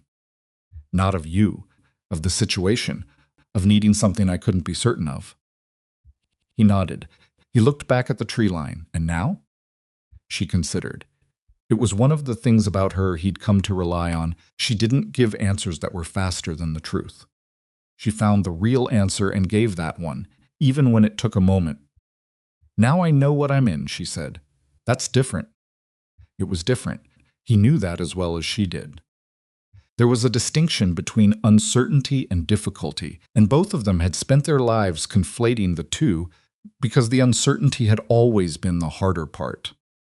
But the second winter on the Blackthorn Range was difficult in all the ways the first one had been: the cold, the isolation, the relentless physical work of staying alive at elevation through the worst months, and it was not uncertain. They knew what they had. They knew who was standing next to them. That was worth something. It was worth more than he had words for, and he had stopped trying to find the words and started just living inside the fact of it, which was where the value actually resided anyway. November came. The heavy snow came with it. The pass buried itself again with the quiet finality of a door being shut, and the two of them were sealed into the winter the way they'd been sealed into the last one, with the difference that this time there was no stranger in the cabin, and no single portion being divided, and no careful distance being maintained between two people who didn't know yet whether they could trust each other. There was just the mountain, the stove, the trapline, the provisions shelf full on the east wall, the two water barrels, one of them new, both of them sound, the garden dormant under the snow, its beds already prepared for spring, the cabin roof repaired and solid, the second set of shelves holding everything they needed. All the things that had been built or fixed or prepared by two sets of hands working in the same direction. And in the evenings, the fire, they'd developed an evening habit without designing it. After dinner and the day's last tasks were finished, they each did something of their own Bram with a piece of carving or a gun cleaning or a supply inventory, Iris with mending or seed organization or the journal she'd started keeping in October, writing in it with a stub of pencil in handwriting he'd glimpsed once and not looked at again because it wasn't his to read. And then, without a set time or signal, they would both stop, and one of them would make tea, and they would sit by the fire and talk or not talk in the easy way of peoples who had stopped needing to fill the air with proof that they were comfortable. They talked about the past more in those evenings. Not with agenda, not processing or unburdening or seeking resolution, because the past had its weight, and they were both people who understood that the weight didn't disappear, it just became familiar. They talked about it the way you might show someone the significant rooms of a house you'd lived in for a long time. Here is where I was. Here is what it cost. Here is how it shaped the way I move now. He told her about the years before the mountain, the business he'd built and lost, the slow dying of his marriage, not dramatic, not with a single cause, just the long accumulation of two people wanting different things, and neither of them honest enough for long enough to say so directly until it was too late to say it without it being an ending. He told her about his brother, who had been the person he'd talked to more honestly than anyone else in his life, and whose death had removed from the world the only witness Bram had fully trusted with himself. He didn't cry telling it. He didn't need to. He'd cried about his brother alone in the first winter on the mountain, in the specific and private way a man cries when there's no one there to see it and no reason to stop. The telling of it now was something different. It was just the information. The shape of what had made him into the person sitting across the fire. She listened the way she listened to everything completely, without the restless impatience of someone waiting for their turn to speak, without the managed sympathy of someone performing concern. She just listened and absorbed, and at the end of it she said, "He sounds like someone I would have liked." That was all she said. It was enough. She told him the rest of the Dalton Cross story. Not the outline she'd given in June, but the texture of it, the specific morning the man had come with his papers, the neighbor who'd helped her read them, the 3 days she'd spent trying to find another path through the situation before she understood there wasn't one. The particular quality of sitting in her father's kitchen the last night, in the house where she'd been born, knowing it was the last night and unable to do anything about it, but sit there until it was time to leave. What did you take? Bram asked, she thought. His tools. The small ones that would fit in the pack. His watch. She paused. A cutting from the apple tree, wrapped in wet cloth. I was going to try to grow it somewhere. She looked at the fire. It didn't survive the crossing. Too cold. He thought about the apple tree cutting, wrapped in cloth, carried through the January mountains by a woman who had nothing left but what she could carry, and still made room in the pack for a piece of something growing. He thought about what that said about her. He thought he already knew what it said. We could plant one in the spring, he said. She looked at him. An apple tree takes years to bear, I know that. She held his gaze. Something moved in her eyes, that thing he'd been seeing more often now, the thing that had been carefully rationed and was slowly, incrementally, letting itself out into the open. The thing underneath the capability and the directness and the compressed carry it and keep moving self that had gotten her through every hard thing. The thing that was simply Iris, without armor, in a warm room in winter. Okay, she said quietly. Yes, he nodded. He looked at the fire. He added one more piece of wood, because that was the kind of man he was always managing the practical thing, always making sure the warmth would hold. But he did it now without it being only practical. He did it because the fire was for both of them, and he wanted it to last. December came. The solstice passed the longest night, which on the Blackthorn Range was a long night indeed, full dark by 4 in the afternoon, and the stars enormous and cold overhead when he went out to check the woodpile before bed. He stood in the dark for a minute and looked up, which was something he'd always done on the solstice, alone, in all the years previous. He didn't know exactly why. It wasn't ceremony. It was more like acknowledgement, the mountain at its most extreme, the winter at its fulcrum, the longest dark before the slow return of the light. This year, when he came back inside, she was still awake. She'd been reading by the fire. He'd found a handful of old books in his stores, things he'd brought up years ago and mostly forgotten, and she'd been working through them with the same thoroughness she applied to everything. She looked up when he came in. Solstice, he said, by way of explanation for having stood outside in the dark. She nodded. Halfway through, she said. Halfway through, he agreed. She set the book down. She looked at the fire. Can I ask you something? Yes. She turned and looked at him directly. Are you happy? The question was simple, and it was enormous, and it sat in the air of the cabin with the weight of everything they'd built toward it.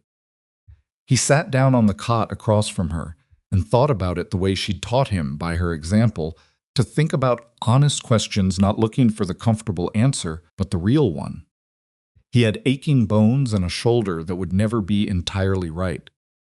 He had a cabin full of another person's presence and a shelf that was organized differently than he'd organized it for a decade, and habits he'd built alone that had been adjusted and changed by the proximity of someone who did things differently. He had a garden that would need to be tended again in spring, and a trap line that was running well, and provisions that were sound, and a water barrel with both their initials on the lid. He had an apple tree to plant in the spring that wouldn't bear fruit for years.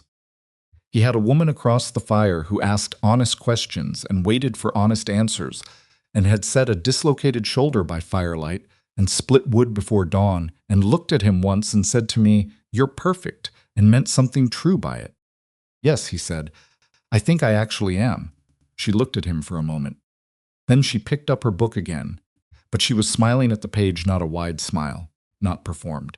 Just the small particular smile of someone who has received exactly what they needed and is letting themselves have it. He watched that for a second. Then he went and got his carving and sat down, and the fire worked between them, and outside the mountain held its longest night without apology, because the mountain was honest about what it was, and so were they, and that was finally enough. January came. He woke on the 5th of January to the sound of snow being cleared from the door, the soft rhythmic scraping of a shovel working through a night accumulation. He lay still for a moment and listened. She was up before him, which happened half the time now, the early riser, depending on the night. He lay on his cot and listened to the sound of her working outside and thought about a year ago. The mare going down in the clearing, the shape in the snow, the pulse under his 2 fingers, thin and too slow in there. What would he have done differently, knowing what came after? He turned the question over the way he turned things he wasn't sure of. He wouldn't have left her in the snow. That had never been a real choice, whatever he'd told himself while he was deciding. He would have done exactly what he did, carried her inside and given her everything that kept her alive. Even if he'd known it would change his life entirely. Even if he'd known what it would cost to let someone all the way in after so long. Especially then. The scraping stopped. The door opened.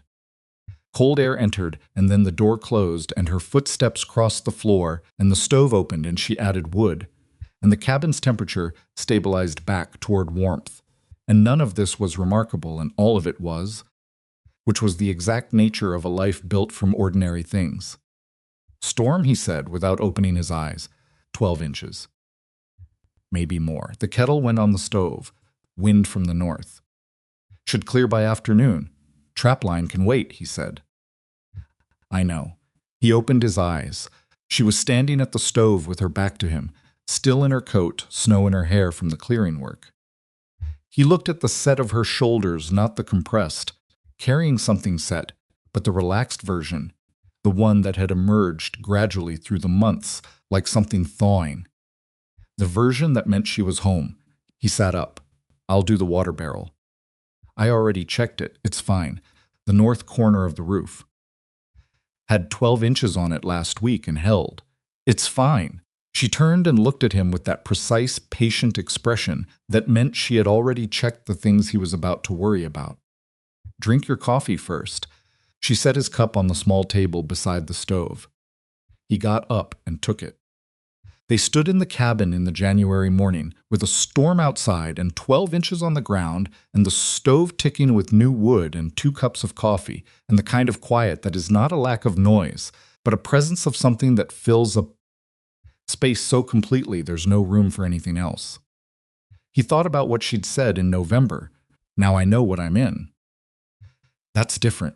He turned the cup in his hands and looked at the window, at the snow still coming down outside in the particular horizontal way of wind-driven mountain snow.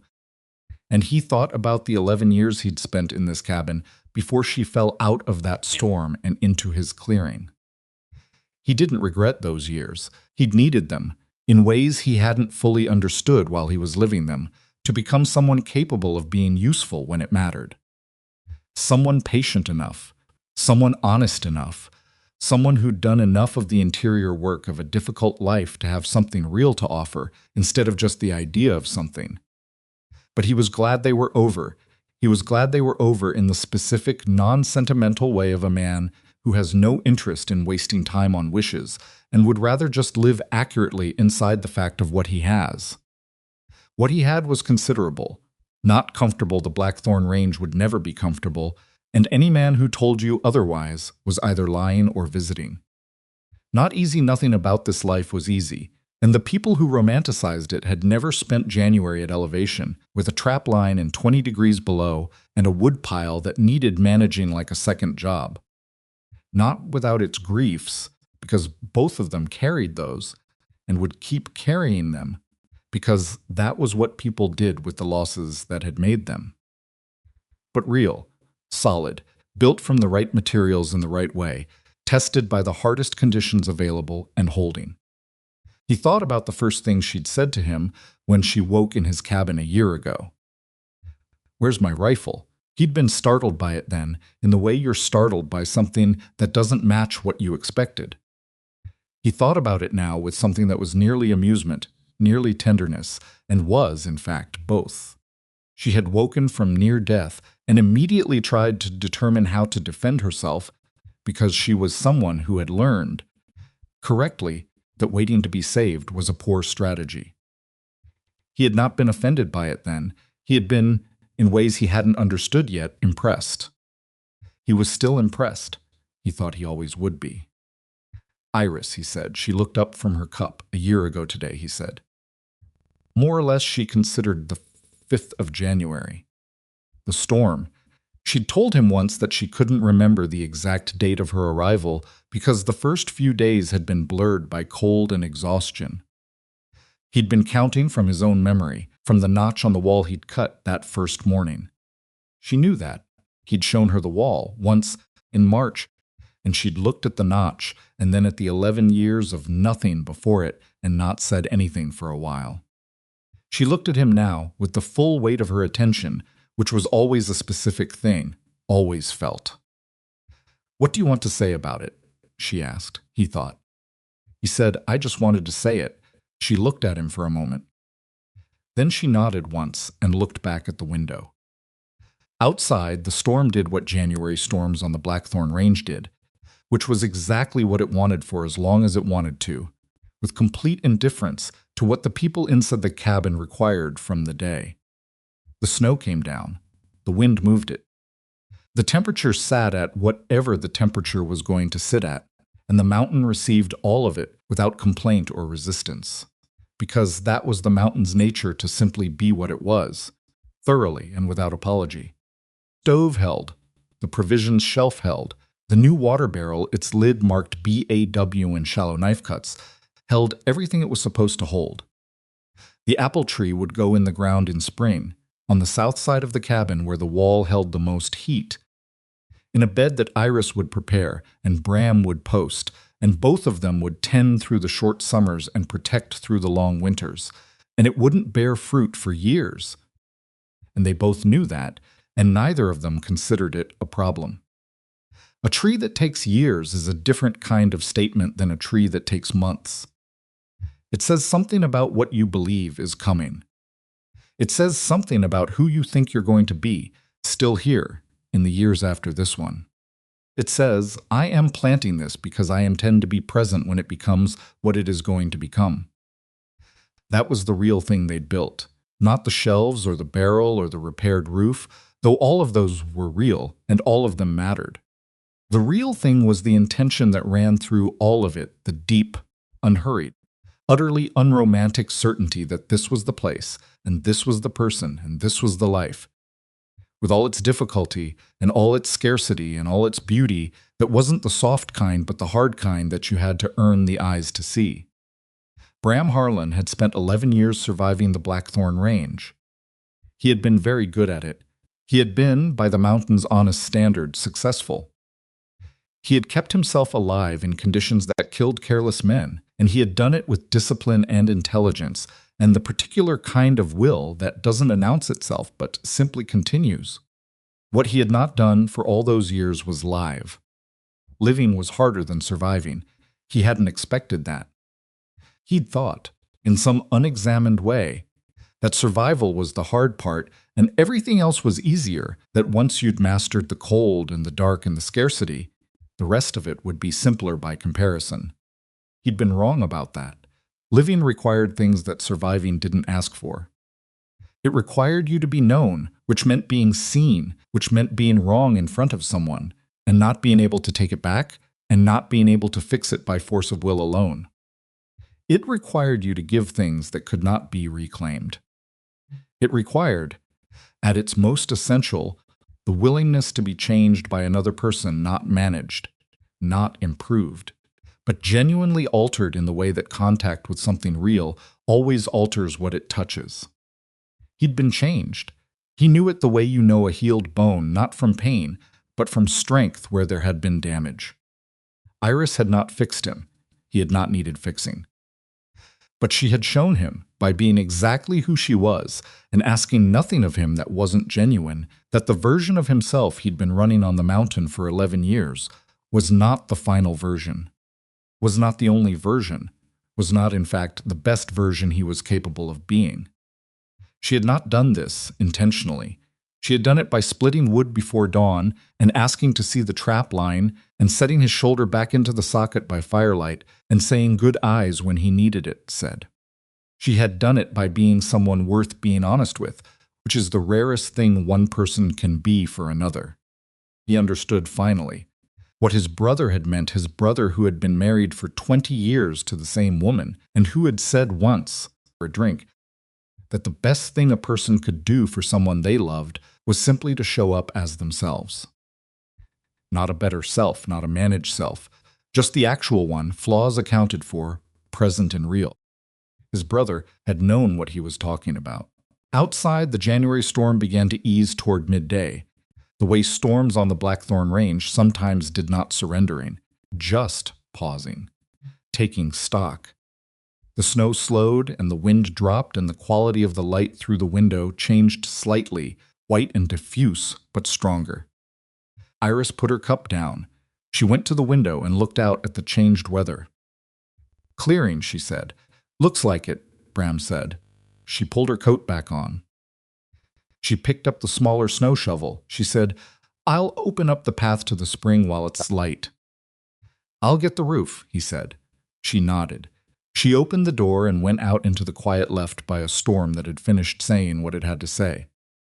He put on his coat and followed her into the cold January air, and they went in different directions around the cabin, her toward the eastern spring.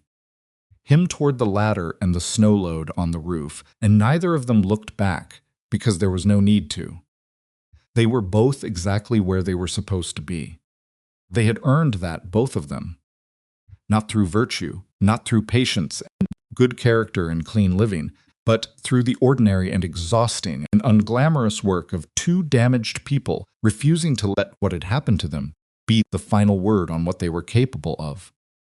Through getting up one more time, through telling the truth when it was inconvenient and hearing it when it hurt. Through choosing, each time the choice presented itself, the harder and realer option over the easier and safer one.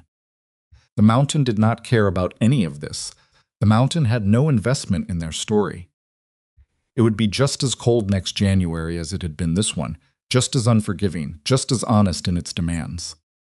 The bear that had introduced itself to Bram's ribs 13 years ago had not been cruel. The tree limb that had dislocated his shoulder in April had not been careless. The storm that had taken Iris's horse and nearly taken Iris had not been a villain. The mountain simply was what it was, and what it was demanded a great deal and provided. In return, a clarity that the comfortable world below rarely offered. They had been given that clarity. They had paid for it in the way everything on the Blackthorn Range was paid for, with cold and effort and honesty and time. And what they had bought with it was not comfort, was not ease, was not the soft and reassuring version of a life that closed its eyes to what was real. What they had bought was this: sharp, clean, fully awake experience of a life lived on purpose, in full view of difficulty, in the company of someone who showed up as themselves. Bram Harlan climbed the ladder to the roof with a snow shovel and his healed shoulder and his 55 years, and the sound of Iris working somewhere around the east side of the cabin, and he cleared the snow in long, steady passes. The way he did everything, not fast, not slow, just right, and the mountain stood around him in its January silence, and its January cold, and its enormous and absolute indifference. And he was, inside all of that, entirely and without reservation home.